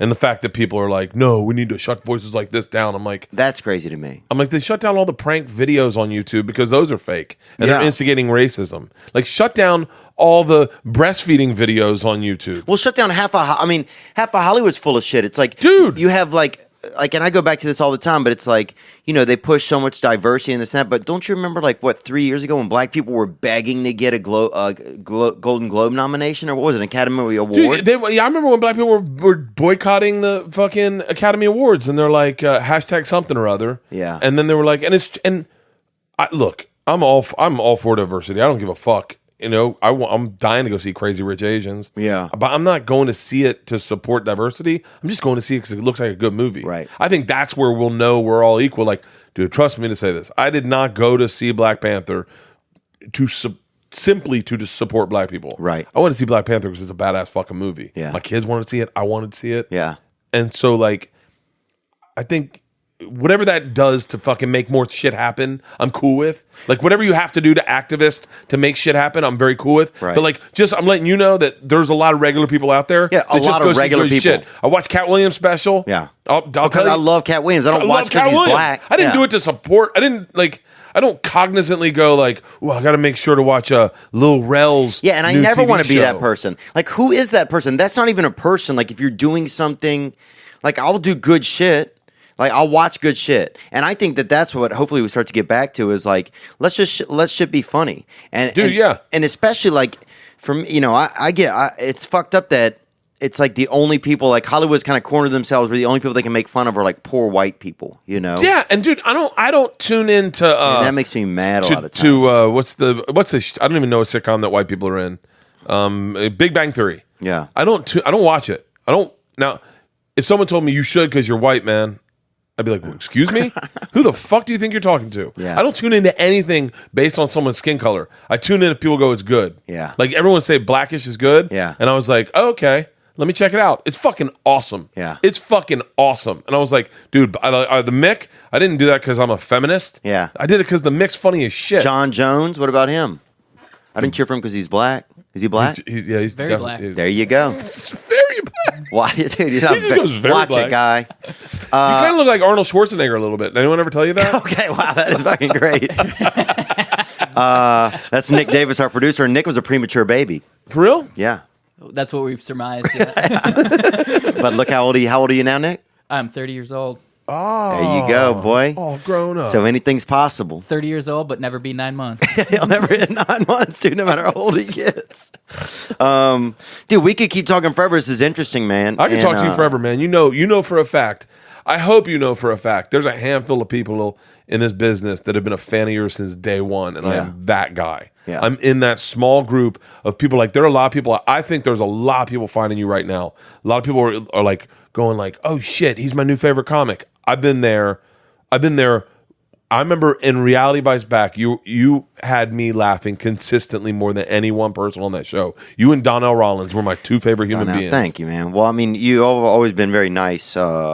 And you've always said nice things. You've always made me laugh. You're certainly welcoming. That was a really fun show. Damn, I couldn't have had any better introduction to just being around comedians. I mean, like, just Donnell. There was so much funny shit on that. Dude, Donnell Rollins, the very first day, Kyle Cease comes up. Kyle Cease has made 12 different hats for all 12 episodes. Yeah, and Kyle Cease was a comedian who was doing well at the time. He was doing really well. And now he's a comedian teacher. Yeah. And he made hats that said week 1, week 2, week 3, week 4, week 5. And he walked up to Donnell Rollins. It was Red Grant, Donnell Rollins, Chris Fairbanks, me, and Kyle Cease. And he walks up on those steps of that house in Encino. And he goes, "Hey, fellas." And Donnell just shakes his head and he goes, "Man, you're right. You are the week 1." Damn. And he goes, "What?" And he goes, "Your hat, it says week 1. You are the week 1." And Kyle goes, "Huh?" And Donnell goes, "I hope you got a hat that just says week because you're weak, son." And Kyle's like, "I think week would be spelt differently, Donnell." And he goes, "Not in my neighborhood." Yeah. And Donnell came from a neighborhood, then he used all the vowels. But yeah, I remember that shit was wild out of the gate. And then it was out of them two to go home. Yeah. Dude, you made the judge the first episode. They had you picked to send home. Yeah. And I remember Chris Fairbanks walked up to me and he goes, "I can't go home." Because we were making, I always say this, it's a high number. It was like $7,500 an episode. It was like, yeah, $7,500. Which was huge money then. This was 10 years ago, 12 years ago. And the more you were on the show, the more money you got. Like, if you got kicked off on week 1, you didn't get paid for all the episodes. Right. So you wanted to stay on. So it actually got competitive. Yeah. Because people wanted to make the money. And so Chris Fairbanks, he thought he was going to get sent home the very first day, and he was sitting in line with me, and he goes, "You know Theo?" And I said, "Yeah." And he goes, "What, should I say something? I don't want to get sent home." I go, "I don't know. Maybe just go up to him and say you don't want to get sent home." He's like, "Really?" I was like, "Sure." And Chris Fairbanks went up to him and he goes, "Hey, will you not send me home?" And you were like, uncomfortably like, "Okay." And so then Chris just stayed. It was so fucking, it worked. And then Chris stayed to like 3 or 4 episodes left. You stayed longer than I did. Yeah. And then you were like, Donnell and Kyle Cease. The thing is, we had all had our moms there. Yeah. And I think Kyle's mom might have passed away. Yeah, Kyle's mom passed away or something, or Mr. Flight. Or Mr. Let's just say. And let's not equate those to being the same thing either. There it goes. That's it. And so, how the fuck do you say your last name? Von Kernatowski. That's really your last name? Yep. And we got rid. We didn't get rid of it, but first of all, it means the Jew Slayer, so I can't even use it in Los Angeles. And Theo second Von of all, Kernatowski? yeah, dude. Are you shitting People me? thought I was Mexican growing up in Louisiana. I swear to God, not joking. Kernatowski? That's definitely Polish, right? It's Polish. That's I'm really Polish Nicaraguan. Polish. My father's from Nicaragua. But This is nowhere on the internet either. You can't buy it on Amazon, not iTunes in You America. can't find it anywhere. Yeah. I have it at home, which is crazy. Yeah, you should. I've got it on a computer somewhere. Sure you do. Nobody believes that. And just real quick, A computer somewhere. One of my computers. Who's ever said that? Jeff Garcia was on there, bro, and he left. He left the very first episode. He was too good for the show. He told us that. and he's still too good for everything. He told us that. Huh? Yeah, the quarterback, Jeff Garcia, was on the show. No, the fucking comedian. Yeah, but The quarterback, Jeff Garcia. 2 extra weeks, and if he would He's like, "Guys, I'm not even a comedian. I'm a fucking quarterback." dude, 2 weeks less, 2 weeks more in the womb, and he would have he would have got that question right. Oh. Would have. But what I'm saying is, Jeff Garcia, the quarterback, spilled wine on my shirt one time. The first time I'd ever been to San Francisco at a bar, and he paid me for it. But yeah, Kyle Cease went home first. Jeff Garcia said to us, "No offense, I'm bigger than you guys. Yeah. And this is below me. I'm out." And all of us were like, "So wait, does he count for the first one out?" We all were. Yeah. And they were like, no, he left. I was like, no. Yeah. Can you just make him the first one? And all of us wanted to be like, Jeff, can you just get voted out first so that we can all make another $7,500? He wouldn't do that. Because we're not above you. Yeah. By the way, Wait, because he didn't want his mom to come because he didn't want his mom to be embarrassed, actually. Remember that? oh, is that it? Was that part of it? I don't know, man. That was uncomfortable. They brought our moms there, and they made us first of all seduce our moms. Wait, you didn't have a mom? Yeah, I do. Did your mom? Was your mom there? Yeah. Well, your dad had passed away. My dad had passed away, but Kyle didn't have a mom, and so they brought in this hot ass porn star dude who maybe just a stripper, maybe just a model. But yeah, we thought porn star. Yeah. Well, we were young too. Yeah, we were all like, everybody was a porn star, dude. You got a porn star? Your Mom, why stepmom did you was a show porn. up? If you even got a stepmom, she was a porn star. Yeah, my dad's marrying a porn star. Really? That lady that works at the bank? You're like, oh yeah, you're right, dude. Look at this list of people for 2 seconds. People that I'm not calling out Jeff Garcia, but people at the time he thought he was bigger than. Donnell Rollins tours everywhere with Dave Chappelle. Yeah, Tiffany Donnell Rollins might be the funniest on here too. Tiffany Haddish, one of the biggest movie stars in the world right now. Yeah. Amy Schumer, one of the biggest movie stars in the world right now. Red Grant tours everywhere with Cat Williams. And by the way, legit sellout act himself. He does those big tours with like Melanie Camacho. Spicy. And they all go and they sell out theaters. And then Burt Kreischer and Theo Vaughn both done Joe Rogan's podcast. Right here, yeah. Right here together at the same time. And Mo Mandel sold his show to True TV, right? And just sold a written series to Amazon just recently. And he and I have a pilot together at Comedy Central. Chris Fairbanks, voiceover for a beer company in the Northwest. Yep, and just recently got a hip replacement. Yeah, dude. He was over at my house, and he was like, before it, and he was doing my podcast like this. He was like, yeah, it's really rough. It's really rough. And now he's like skateboarding again. Yeah, which is very dangerous. Kyle Cease, one of the top motivational speakers in the world. That's true. That's very true, actually. It's crazy, man. Yeah. And Jeff Garcia's not even in the league anymore. He's not? He was in the league? He retired. Football. Oh, and he retired. He retired from comedy? Jeff actually had he really was the biggest of all of us at that time, though. Oh yeah, like, definitely. He was and the he also voice had a for name Jimmy where you Neutron. didn't know. Yes, that's what he was. He was the voice for Jimmy Neutron, and he was like, I don't know. And I remember I was before you realized that because we all got naked a few times. Remember me and Red Grant got naked with Lunell in that tub? Yeah, and Lunell still has the same. Yeah, she had that crazy body type, just that one body part. Forever. I got naked in that tub with Lunell. I took my dick out in that tub with Lunell, and then I saw her in Montreal. She hated my guts, and Red and Donnell were like, yo, that's just how black women talk, Bert. You got to understand, she's just talking to you. She's like, I hate your guts, Whitey. Yeah, she was like, why are you so loud, Bert? Yeah. Why are you loud? And I would be like, you're just as loud as I am. No! Yeah. When you talk, no one want to listen. I was like... A lot of black people can't hear themselves. By the way, that's actually a really great Lunell impression I'm doing right now. No! That's a fucking accurate Lunell impression. She was in Borat, for those of you who don't know. Yeah. She's the little blonde hair girl. Everybody calls her Thick Cisco. She looks like Cisco the rapper, but thick. And she is in a lot of stuff. Can you bring her picture up? Do you mind, Nick? And then I ran into her to Montreal. Me and Steve Byrne were in Montreal, and I saw her at the bar drinking before a show. I walked up and went, yo, Lunell. And she went, oh, you still in the business? I said, yup. She goes, oh, it's good to see you. She goes, let's get a drink. And we just sat and drank. And I was like, I thought you hated me. She goes, I love you. We're the same person. Yeah, she says that we're the same person. That is really good. That's a good impression of Lunell. You know what? She's a special lady, man. She always, she'll let you make fun of her. She's really cool, and she always cool as laughs. Fuck. She's really cool. She is a sweet lady. She's great, She man. killed it in Borat, too. Dude, she's killed it in she's been in a lot of shit. And her stand-up's fucking legit. She sells out everywhere. I think she does sell out everywhere. All right, let's take a couple of questions that came in. Yeah, great. Before you get. And also you have a new special. New special on Netflix called Secret Time, airing August 24th. After August 24th, it's streaming every day. Wow. Every day, boy. Let's get in and put these on. Ooh, here's a little shorty right here. What's up, Theo Vaughn podcast of this past weekend? Jess Abram here.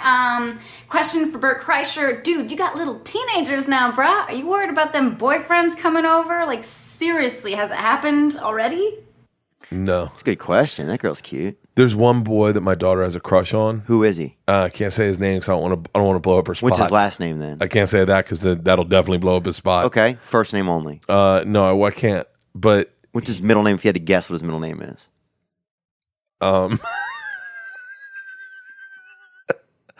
I don't know, probably like one of the Lincoln. Okay. And so all the moms were like, I think Georgia's got a crush on him. Georgia, your daughter, right? And I was like, really? And at first I got defensive, and then I thought, I like this kid. Like, if this is her first crush, if this is her first kiss, this is the right kid because he's a little nerdy. And then we were all at this thing, and I said to him, I was like, hey, we're all going back to my house to barbecue, and all the parents are going to come back, but I'm going to take the kids back. Do you want to come over and come swimming with us? And he was like you could see it like that. He was like, yeah. And so I was like, come on, why don't you? And we all rode bikes together over. We all went swimming. And we got there and he didn't have a bathing suit.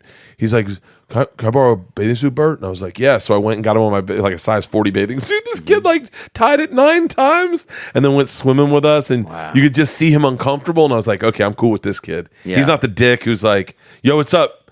I heard your comic. You know Chris D'Elia? And you're like, well, fuck. Yeah, you know Chris D'Elia tried to fuck my sister. Yeah, he tried to fuck. Dude, every kid I meet, Chris D'Elia tried to fuck their sister. How crazy is that? But here's the funny thing, bro.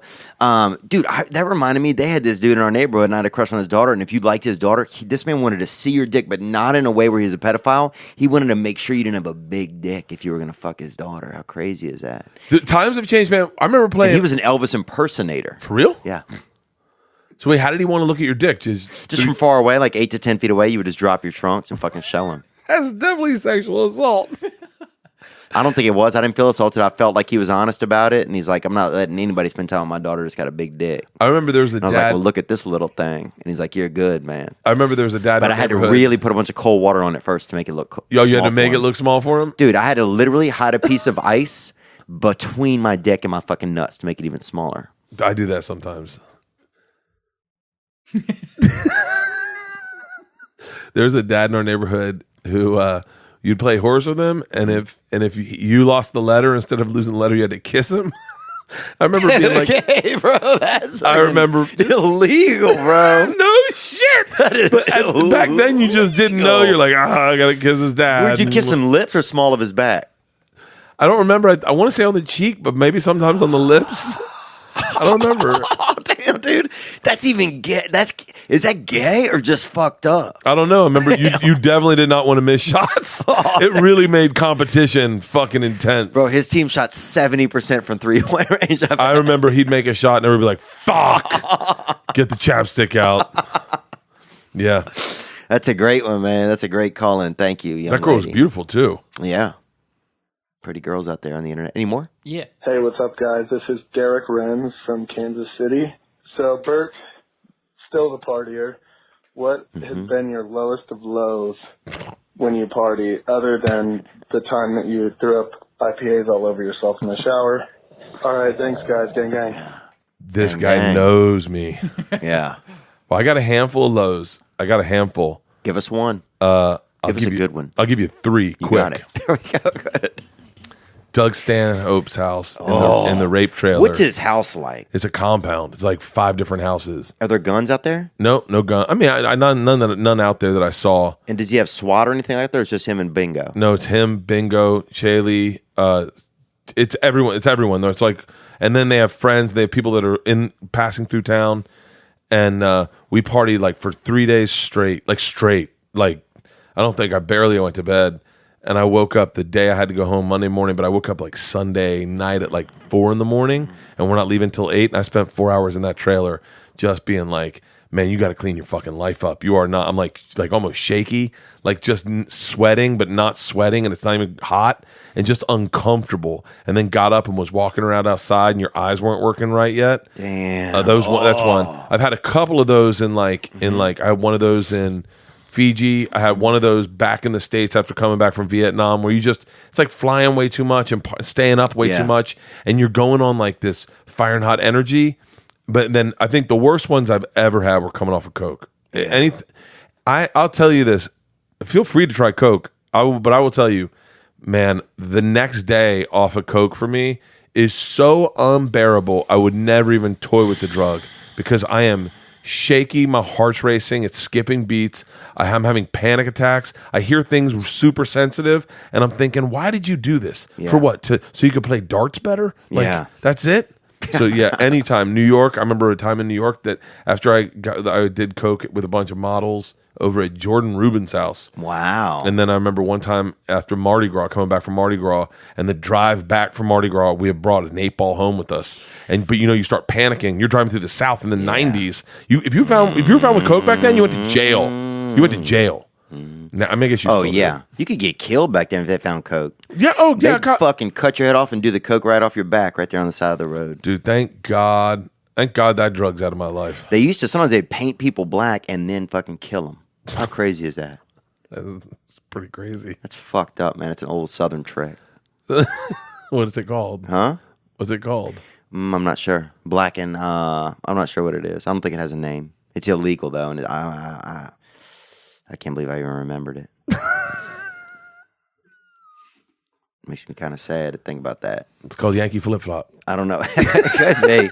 But it's highly illegal and it's wrong, dude. And it's cultural appropriation by white people, too. Yeah. Which is kind of fucked up, isn't it? Yeah. Technically, by definition. What else we got? Hey, Theo Vaughn. This is a question for Bert Chrysler. Okay, what? My question is, when he takes his shirt off on stage, is that his signature trademark, like Ronnie Dangerfield, I have no respect? Because when I see him at the Comedy Store on the regular, it seems like as soon as that shirt comes off, the energy level in the crowd, his energy level goes from like 0 to 100 real quick. It's accurate. Do you think it does something? It's like a it's so funny. We were talking about Ronnie Dangerfield. Yeah. And you was dumb, buddy. You was damn dumb. You was a dumb child. And your mother still hugged you and said you're going to do good on it. I remember my mom would be like, you can do great on your test. I'd look at her, I'd be like, really, I am? You could, and you're going to do great. And I would leave out the door and I'd peek back in the window where you could see her just shaking her head like, he going to fuck it up. But that's crazy to send something, know something is going to not do well on a damn spelling or whatever it's called. And send it out in the world and still hug it. And pretend like when they get back, how'd you do? You fucking know good and well how they did, Mom. They didn't do shit, boy. They didn't do shit, bro. Opening pants. Pew, pew. Another batch of warm water on that ass. It's spring cleaning. Mother's Day, man, that's what it is. And that's what it ain't, man. I want to say happy Mother's Day to my mother. I know she watches this show, and I appreciate that. Man, happy Mother's Day to all the moms out there. The ones that do it by themselves, and some of y'all have help. And it's just as we know you're doing it, somebody's doing it. And it ain't us. It ain't us children. We think we did it ourselves. We didn't do shit. So make sure to reach out to your mother. Hit her with a happy Mother's Day. Get her something. We got one of our commercials. They got a good advertisement, something beautiful. You get her some good items or something. Break her off something. Get your mother something. Drive over there. Give her a hug, boy. Keep your hands off that breast, though, boy. You of age now. You of age, because that's always the crazy. You see some 9-year-old at the basketball game, and he over there. And he up under his mother wearing a triple XL men's polo shirt, just so that kid can get up under there and nobble off on that tit. And he fucking 9, bro. Dude, I remember they had this one kid, little Bubby was his name, and he would go slip up under his mom's shirt. His mom, I don't know if she was in a wheelchair or she was just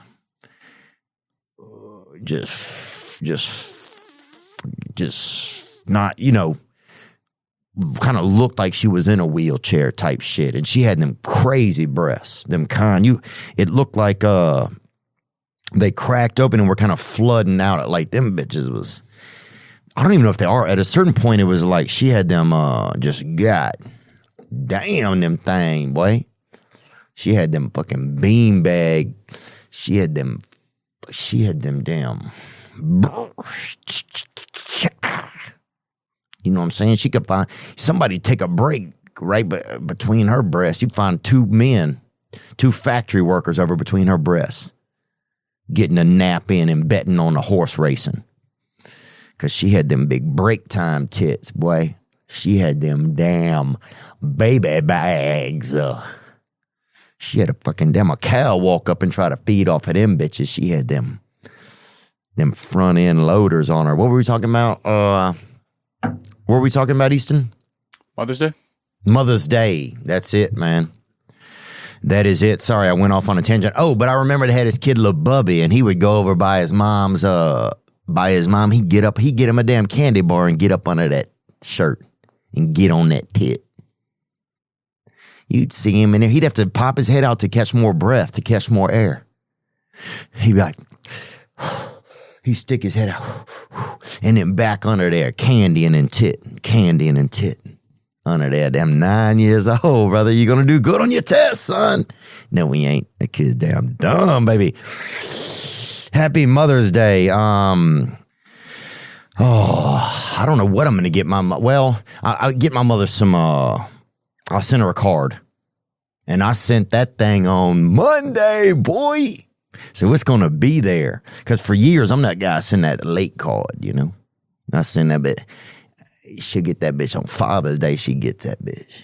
And she did both jobs anyway, so they should make that. They should make that Mother Father's Day card. The 2-in-1 hitter now. They should get that thing released out there. Because you've heard me say it before, man. The hardest working man I've ever met is my mother. Big facts. Happy Mother's Day to you and to your mothers. Make sure to get that love line. Hit her with that love line. Do something. Get over there. Tickle her.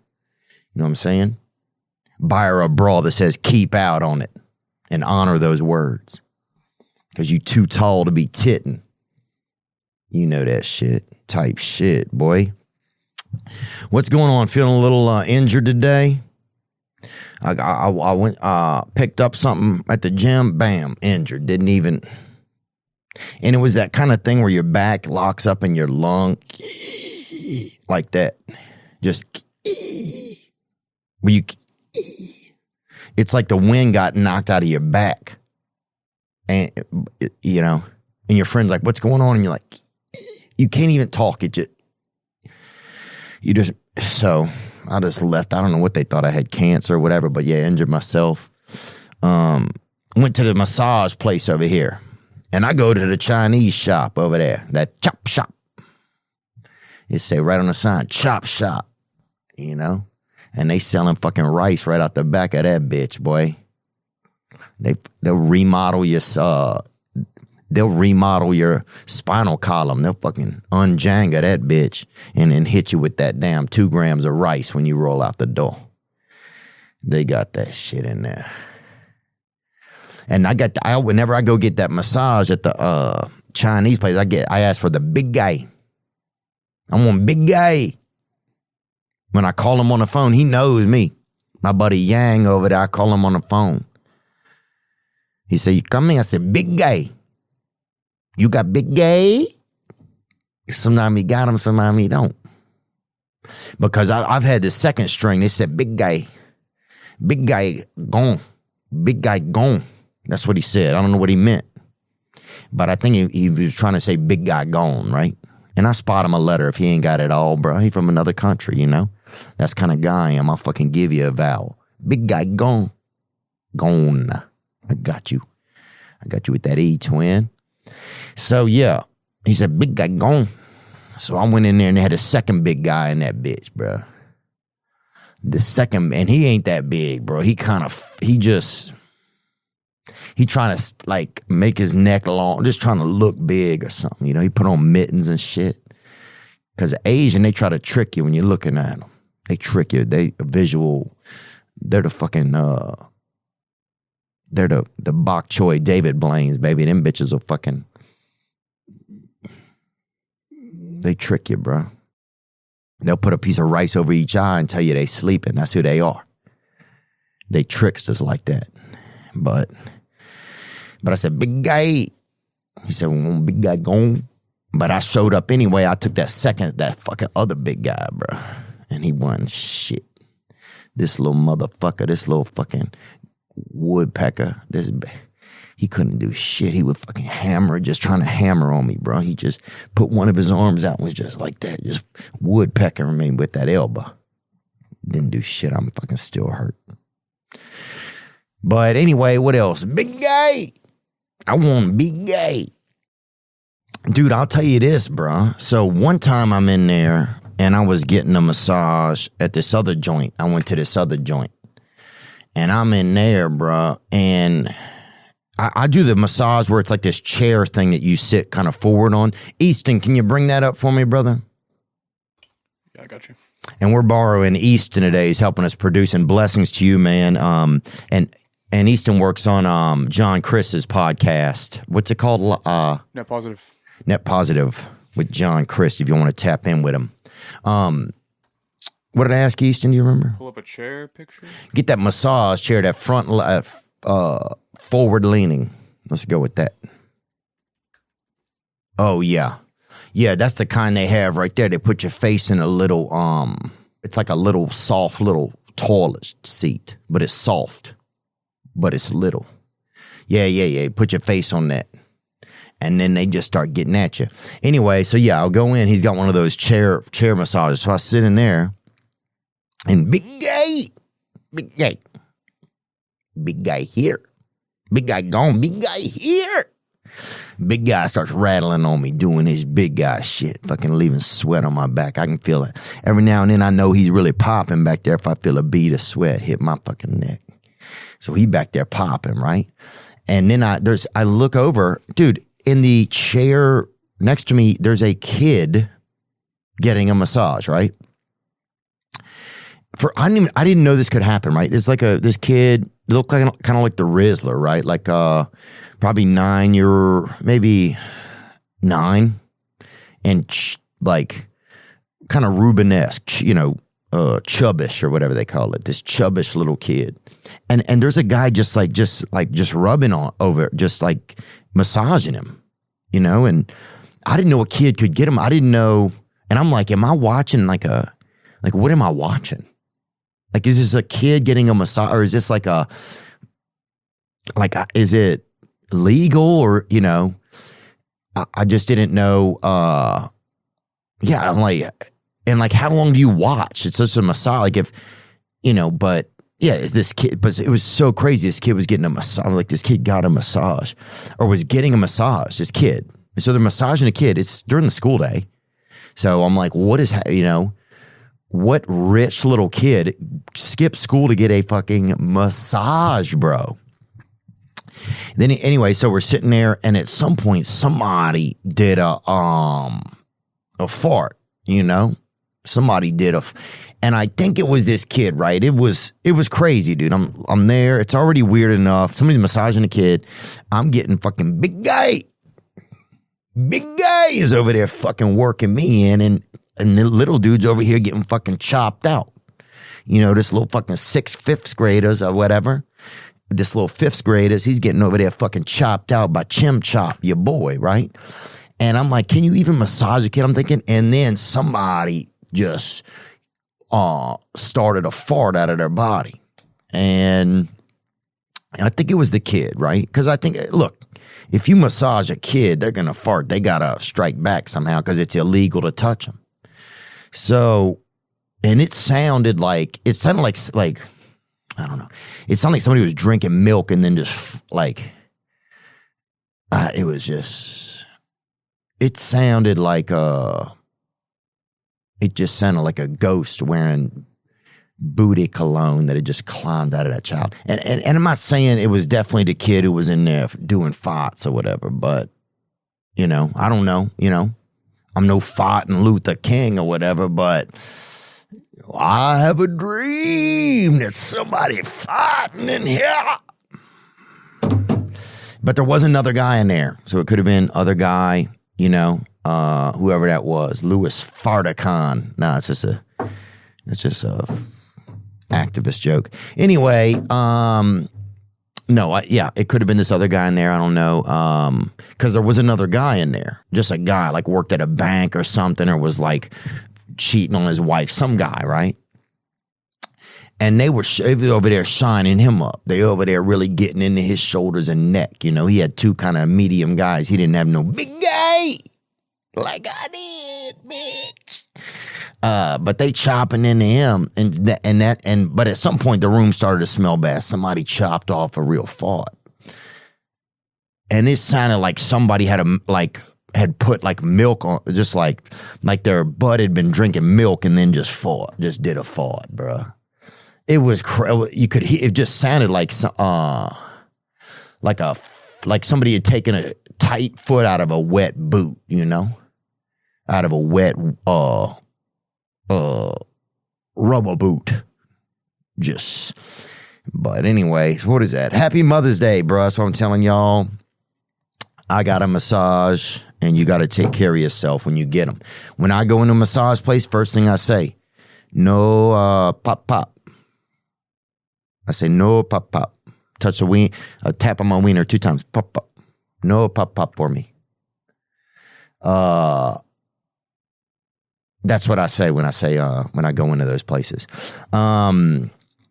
We got an episode. Oh, and that means don't touch me. Don't touch don't touch this. Don't wean. Don't stay off my wiener. That's what I say. You know, stay off my small guy, huh? Stay off my small guy. Big guy. No. Medium guy. But I tell him right when I walk in, don't jerk me off. I do that myself. I do it at home. I do it under, I do it under with closed blinds or whatever. Music on, music off, whatever. I don't jerk off with the fan on. I say that point blank. You see some dudes, bro, I know I got buddies. You walk in their room, it smell in there like they've been jerking out. Oh, well. And the fan is on, bruh. Have some respect, bruh. Have you out there drying out your root or whatever, and you out there popping off, bruh. You out there freaking earning pearls out of your own ween out there. So, praise God. We'll get to an ad in just a second. We got a new pope. Is that right there, Easton? That is correct. And what did you think about it? What's the news on him? You got any information on him? He is the first American pope. No way. He is. He is from Chicago, Illinois. The Bears, boy. Wow. Yep. I'll pull up his name here. He's going by Pope Leo the 14th, and his name is Robert Prevost. Bobby Prevost, baby. And who do the Packers have? Aaron Rodgers, dude. It's a wrap, bro. Jordan loved it, dude. Nobody. The Pope. Dang, dang. Dude, we got the Pope, huh? Go Cubs, go. Hey, Chicago, what do you say? We got the Pope today. Gang, boy. We right here. Big guy. Big guy. Damn, bro. Hope he stops the massaging of children. You know what I'm talking about? We shut it down, brother. I don't know if we can say that. And how do we know when they pick the Pope? So they, I guess all the cardinals, there's like a bunch of them, I don't know how many. They all like silently, secretly, like, like thing you did in school where you had to like close your eyes and raise your hand and the teacher counted. I guess it's like that where they like secretly vote. Oh. And they don't decide until I think it's like a 2/3 majority. So like heads up, sovereign up or whatever? Yeah. So if the Pope, I guess every day they do it. And if the Pope hasn't been chosen, they do like black smoke out of the chimney. And then if the Pope does get chosen, then it's white smoke that comes out of the chimney. Oh, really? So how long did it take him to choose this Pope? I think just like 2 days. Because yesterday it was black smoke, and then, or 2 days ago it was black smoke, and then yesterday it was white smoke. Damn. So it's only 2 days. Have we ever had a black Pope yet? No. Wow, bro. That's what we got to get, that black Pope, boy. Big guy. What about an Asian Pope? Have we had it? Oh, we got to get a damn low Asian Pope, boy. Just a little bit of prayer fried rice, boy, you feel me? I want to say thank you to Mom for having all the answers. She had them all. She didn't, sometimes they were wrong, yeah, but she had them all. Imagine something just asking you questions for 18 years and more. And you do your best to answer every one. Yup, that's a mom. But this year we're answering for Mom. And the answer is we're going to give them flowers plus a real break. Because moms are at it 24/7. And flowers, it's nice, but you know what they really want is a break. From everyone's questions, from the endless to-do list, from momming. Oh, I still ask my mom so many questions. I will call and ask my mom what shoe size I wear. I could look in my shoe. I could do a ruler against my foot. But I will call my mom. And if she doesn't answer it when I call, I will just not know what my shoe size is for the day. Oh, if I was a mom, I would just put earplugs in. That's what I would do. I would tell my kids, I would have like one of those lights that taxis have above them on the top of a taxi that says when it's available or not. I would turn the light off, not available. And then what would I do if I were a mom?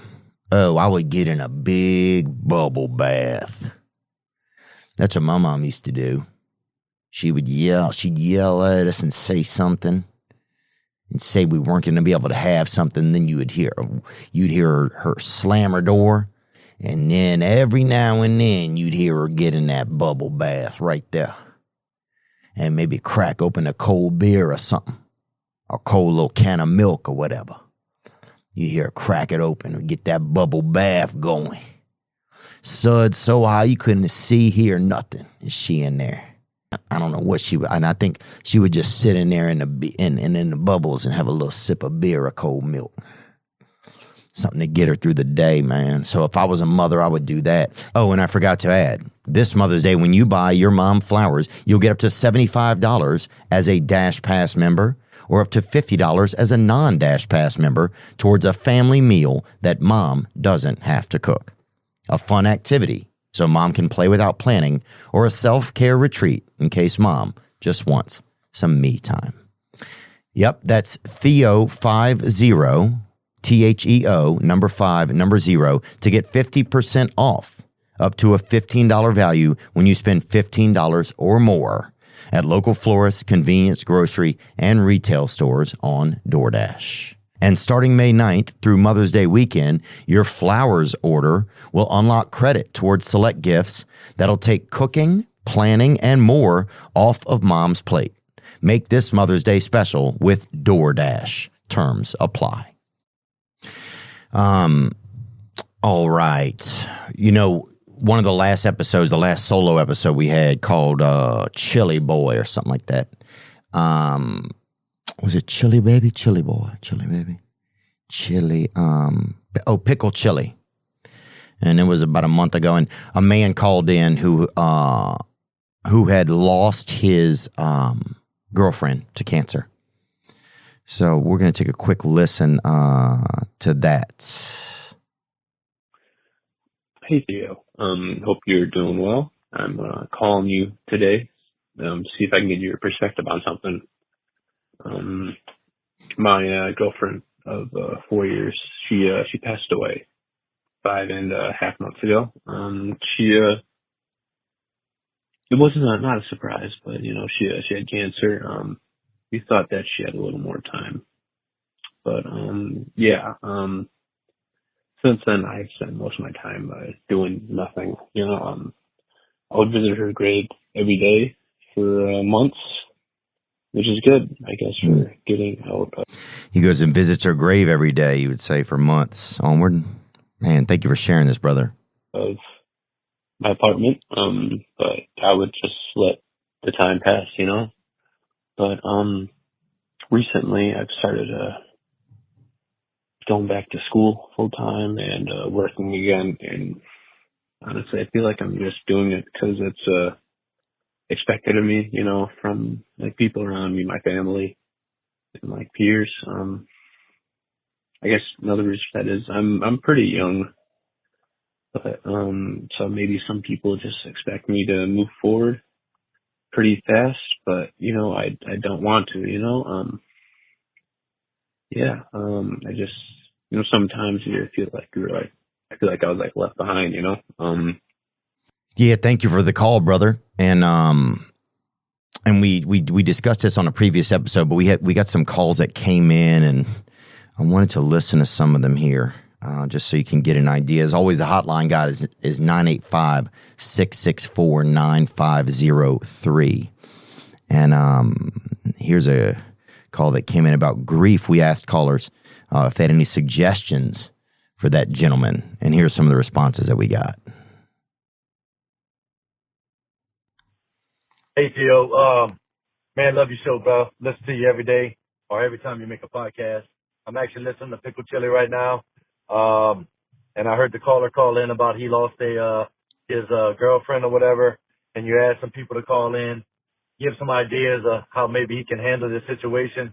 And look, I actually lost my daughter 5 years ago to this day, from a brain aneurysm. And I guess the only advice I can say is, look, man, don't let nobody tell you how long you should grieve. It's going to be different for everyone, because not every situation is going to be built the same. So do it at your own speed, man. There's going to be a lot of people that's going to want to get involved and tell you how you should do these, but you have to experience this the way that you need to experience this to make it right for you. I have dreams about my daughter often, man. And it's funny because like in my dreams, I know she's passed away and I know she's not with her. So while I'm dreaming, I just try to hug her and talk to her and make that dream last as long as I can. And look, bro, miss her every day. I talk to my daughter. Every night before I say a prayer, I talk to my daughter, and I've been doing that since the day she's passed away. And look, last but not least, bro, this doesn't get easier. It really doesn't. It just becomes a new type of normal. If that makes some sense, bro. Man, Theo, gang, love you, bro. Love you too, bro. Thank you, man.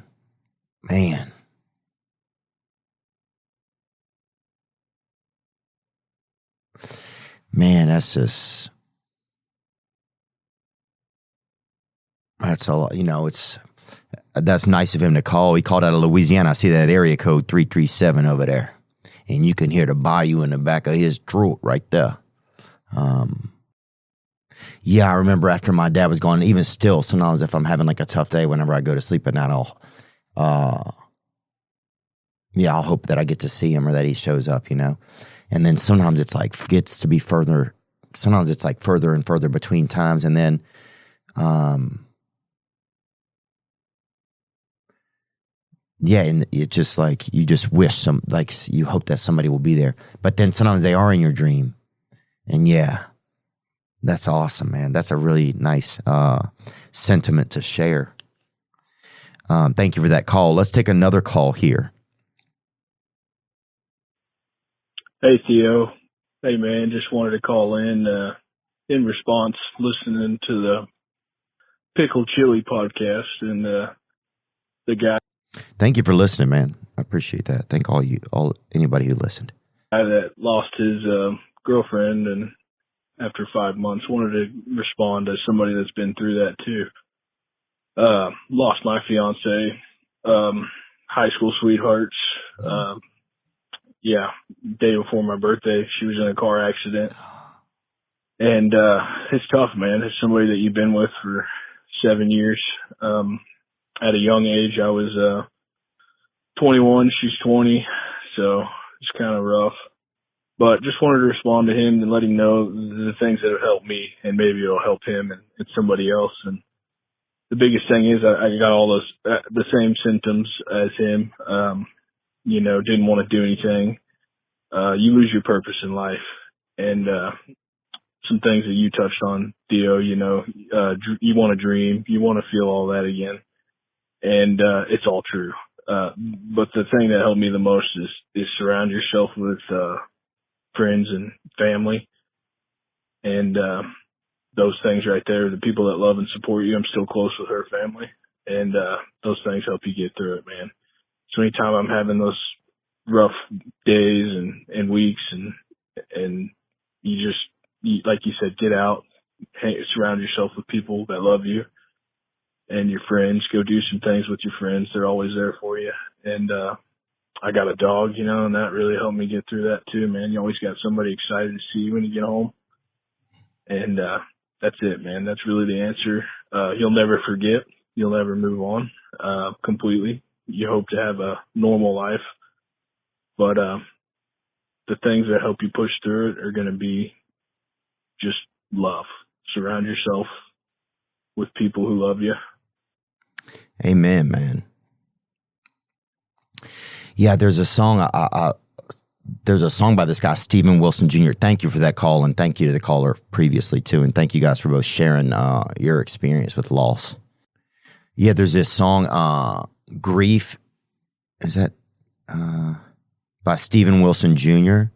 and it's "Grief is only love that has nowhere to go," and I thought about that.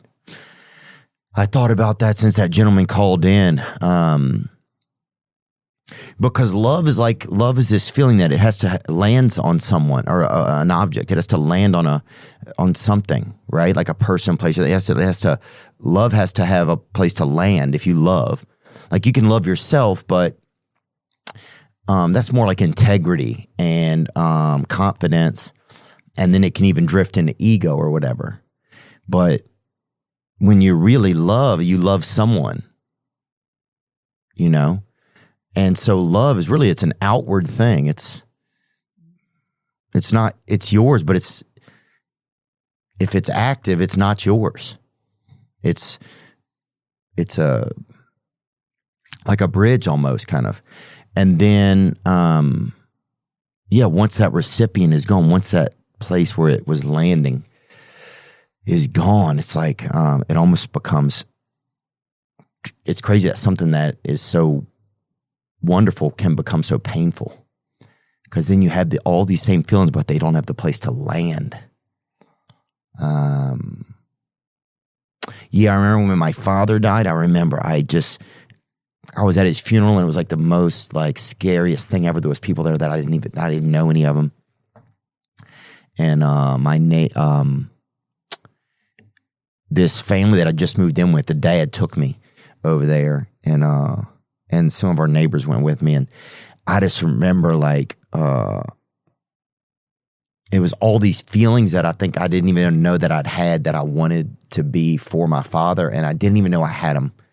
And now it was just like they hit a dam, you know, they just would never have a place to go. And I just remember like just so much tears and like crying, and like it would be like going into the cracks of the floor, and I just wanted to be one of those tears. I wanted to just disappear.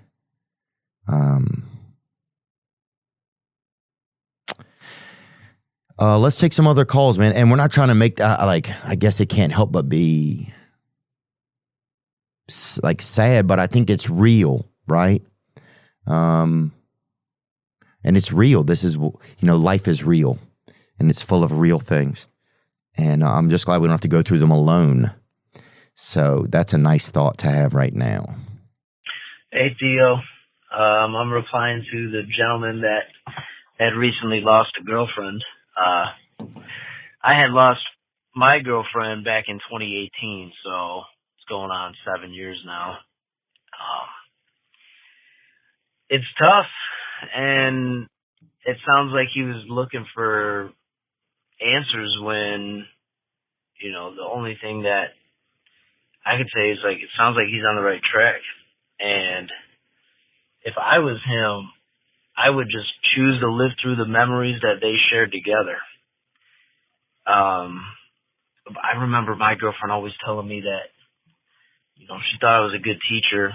And so now I'm in a field where I'm able to teach people things. And I just feel like every time I do, it reminds me of her. And there's just like, it's no longer a sadness anymore. There's a happiness in it. And yeah. You know, it's funny. Thank you. Sorry, I'm belching. I had a little bit of Celsius, but thank you for the call, man. I remember my dad. Like one of the only things I remember he said to me ever in my life was that I was a survivor. He used to always say that you're a survivor, you know. And maybe he knew that because he was so old that it would be something that I would need. I don't know, but it's like one thing that I just feel like, you know, or relate to or something. You know, like I'm going to get through this, I guess, you know. So I think that's really magical that when you act out something that somebody who loves you told you were, when you do those things, that you are kind of servicing that relationship that's no longer there. You know, like if she says that, where you said this part. I remember my girlfriend always telling me that, you know, she thought I was a good teacher. And so now I'm in a field where I'm able to teach people things. And yeah, I could totally see that, man.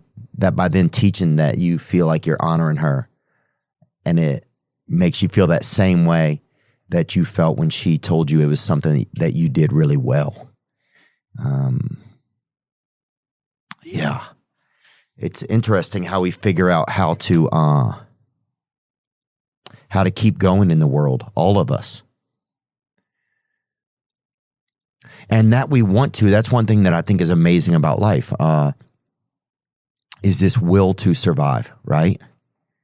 It's like you have a man that lost his daughter and he's, you know, and it's like he wants to go and at least wake up and see the day every day because, you know, probably through his eyes, his daughter somehow gets to see the day as well. You know, I think there's just something in us that wants to survive so much. And I don't even know what to say about that or what I think about that thought. But thank you for that call, man. Thanks for sharing that. All right, let's take one more call. Hey, Theo. This is Tyler from Cincinnati. Hey, Tyler, thank you for calling, dude. Cincinnati over there. Will the Bengals have a decent defense? I don't know. All the money's on the offensive side of the ball. It feels like if they let Trey Hendrickson go. Now, with that said, is it a Joe Burrow make or break year? We'll see about that, baby. Onward, brother. I don't have personal experience with a loss of an immediate loved one, but I've walked next to someone who has, and our church offers counseling around that. And one of the resources we use is this book called Dark Clouds, Deep Mercy. I highly recommend it to everyone who is dealing with loss, and I buy it for anyone close to me that I hear has a loved one who they've lost, and they've found some peace from that book. Yeah. Hopefully that could be a resource to some people who are listening. Thanks. Bye. All right. Yeah. Thank you for that suggestion, man. I know there's a lot of grief books out there and stuff, but it's just like, how do you go through it? Yeah. It's interesting. The young man who called earlier, the original call was saying that he felt like he got left behind.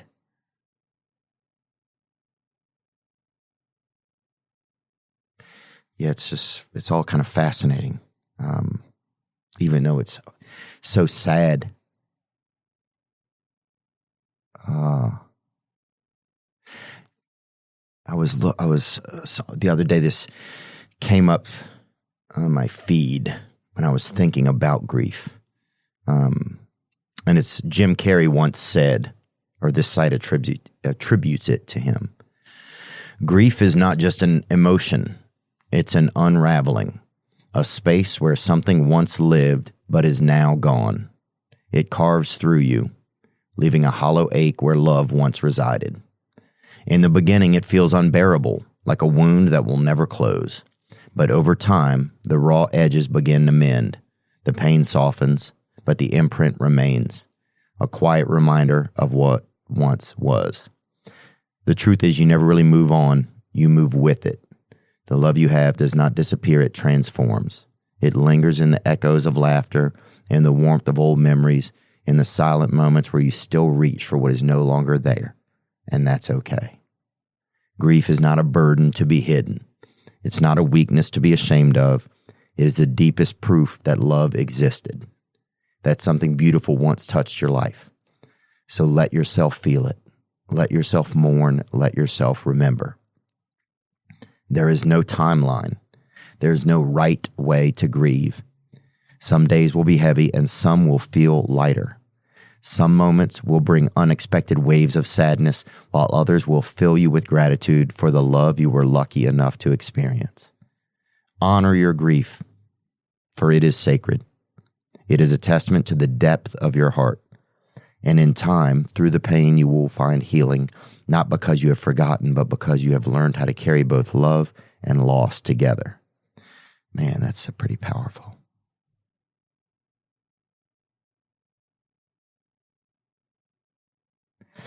Yeah, whenever I had heard that quote, that grief is only love that has no place to go. It's a great song, too, by Stephen Wilson Jr. I don't believe that the quote is his, but it's a great song. Yeah, like you have memories, and sometimes even just telling a funny story about someone that's gone can almost make you have the same feeling as if they are still alive sometimes. But yeah, thank you guys for listening to that. I know some of that stuff's kind of heavy and stuff to think about, but it's nice to take moments to think about people and just hear just be alive. Yeah, it's nice to just be alive. Yeah, I don't mean that. I just mean it's, I don't know what I mean. Anyway, yeah, thank you everybody who made some calls and called in. There was a lot of nice calls and suggestions. We tried to put some together there.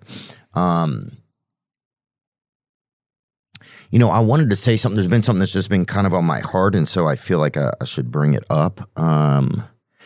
There is, we've had people on the podcast in the past to talk about it. And there's just there's a conflict that's been happening in the Middle East. People know about it, between Israel and Palestine and some of the areas over there, the Gaza area they talk about. And I just think it feels to me, I don't know if it feels to me like it's a genocide that's happening while we're alive here in front of our lives.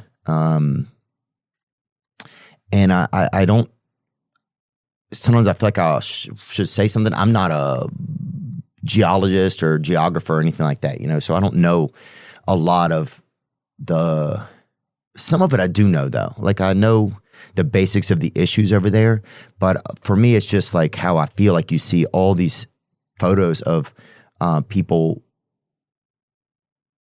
just children, women, people, body parts, just people like putting their kids back together. And I just can't believe that we're watching that and that more isn't said about it. And so I'm not saying anyone else needs to say anything, but I think I'm just that more isn't said about it by me. So I just, I want to be able to speak up about that I think we're watching probably like, one of the sickest things that's ever happened. And I'm sorry if I've kind of haven't said about it. I've tried to talk about it and learn about it. But I don't know. Maybe I just wanted to say something. I don't even know what to do.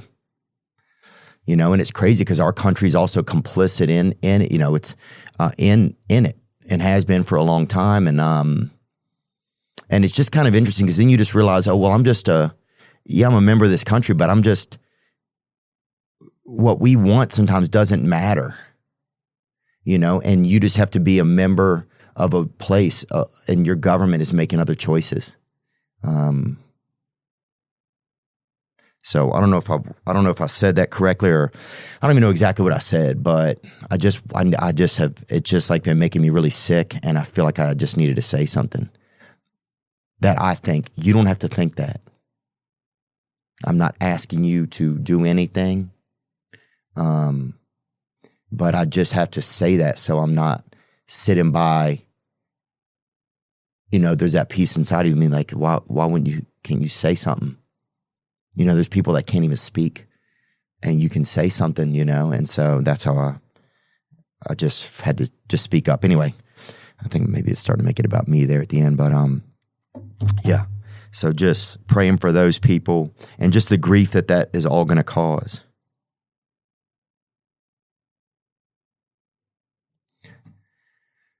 You notice, like, what are we doing? But, and I know that this has happened to other ethnicities and other cultures. I know that it's happening to other places too. I just don't see that as much. And so, yeah, anyway. Anyway, that was kind of a downer ending, but big guy. So Mother's Day is a good day to just be reminded to love people, whether it's your mother or a kid or a puppy or a little alligator, whatever you got over there, even if it's a memory, get a picture out of somebody that was a member of your life or that loved you and spend a few moments with them, or that's what I'm going to try to do. I got a couple pictures of my dad. I think there's a couple memories that I keep of him that are like, that are just mine, it feels like, yeah,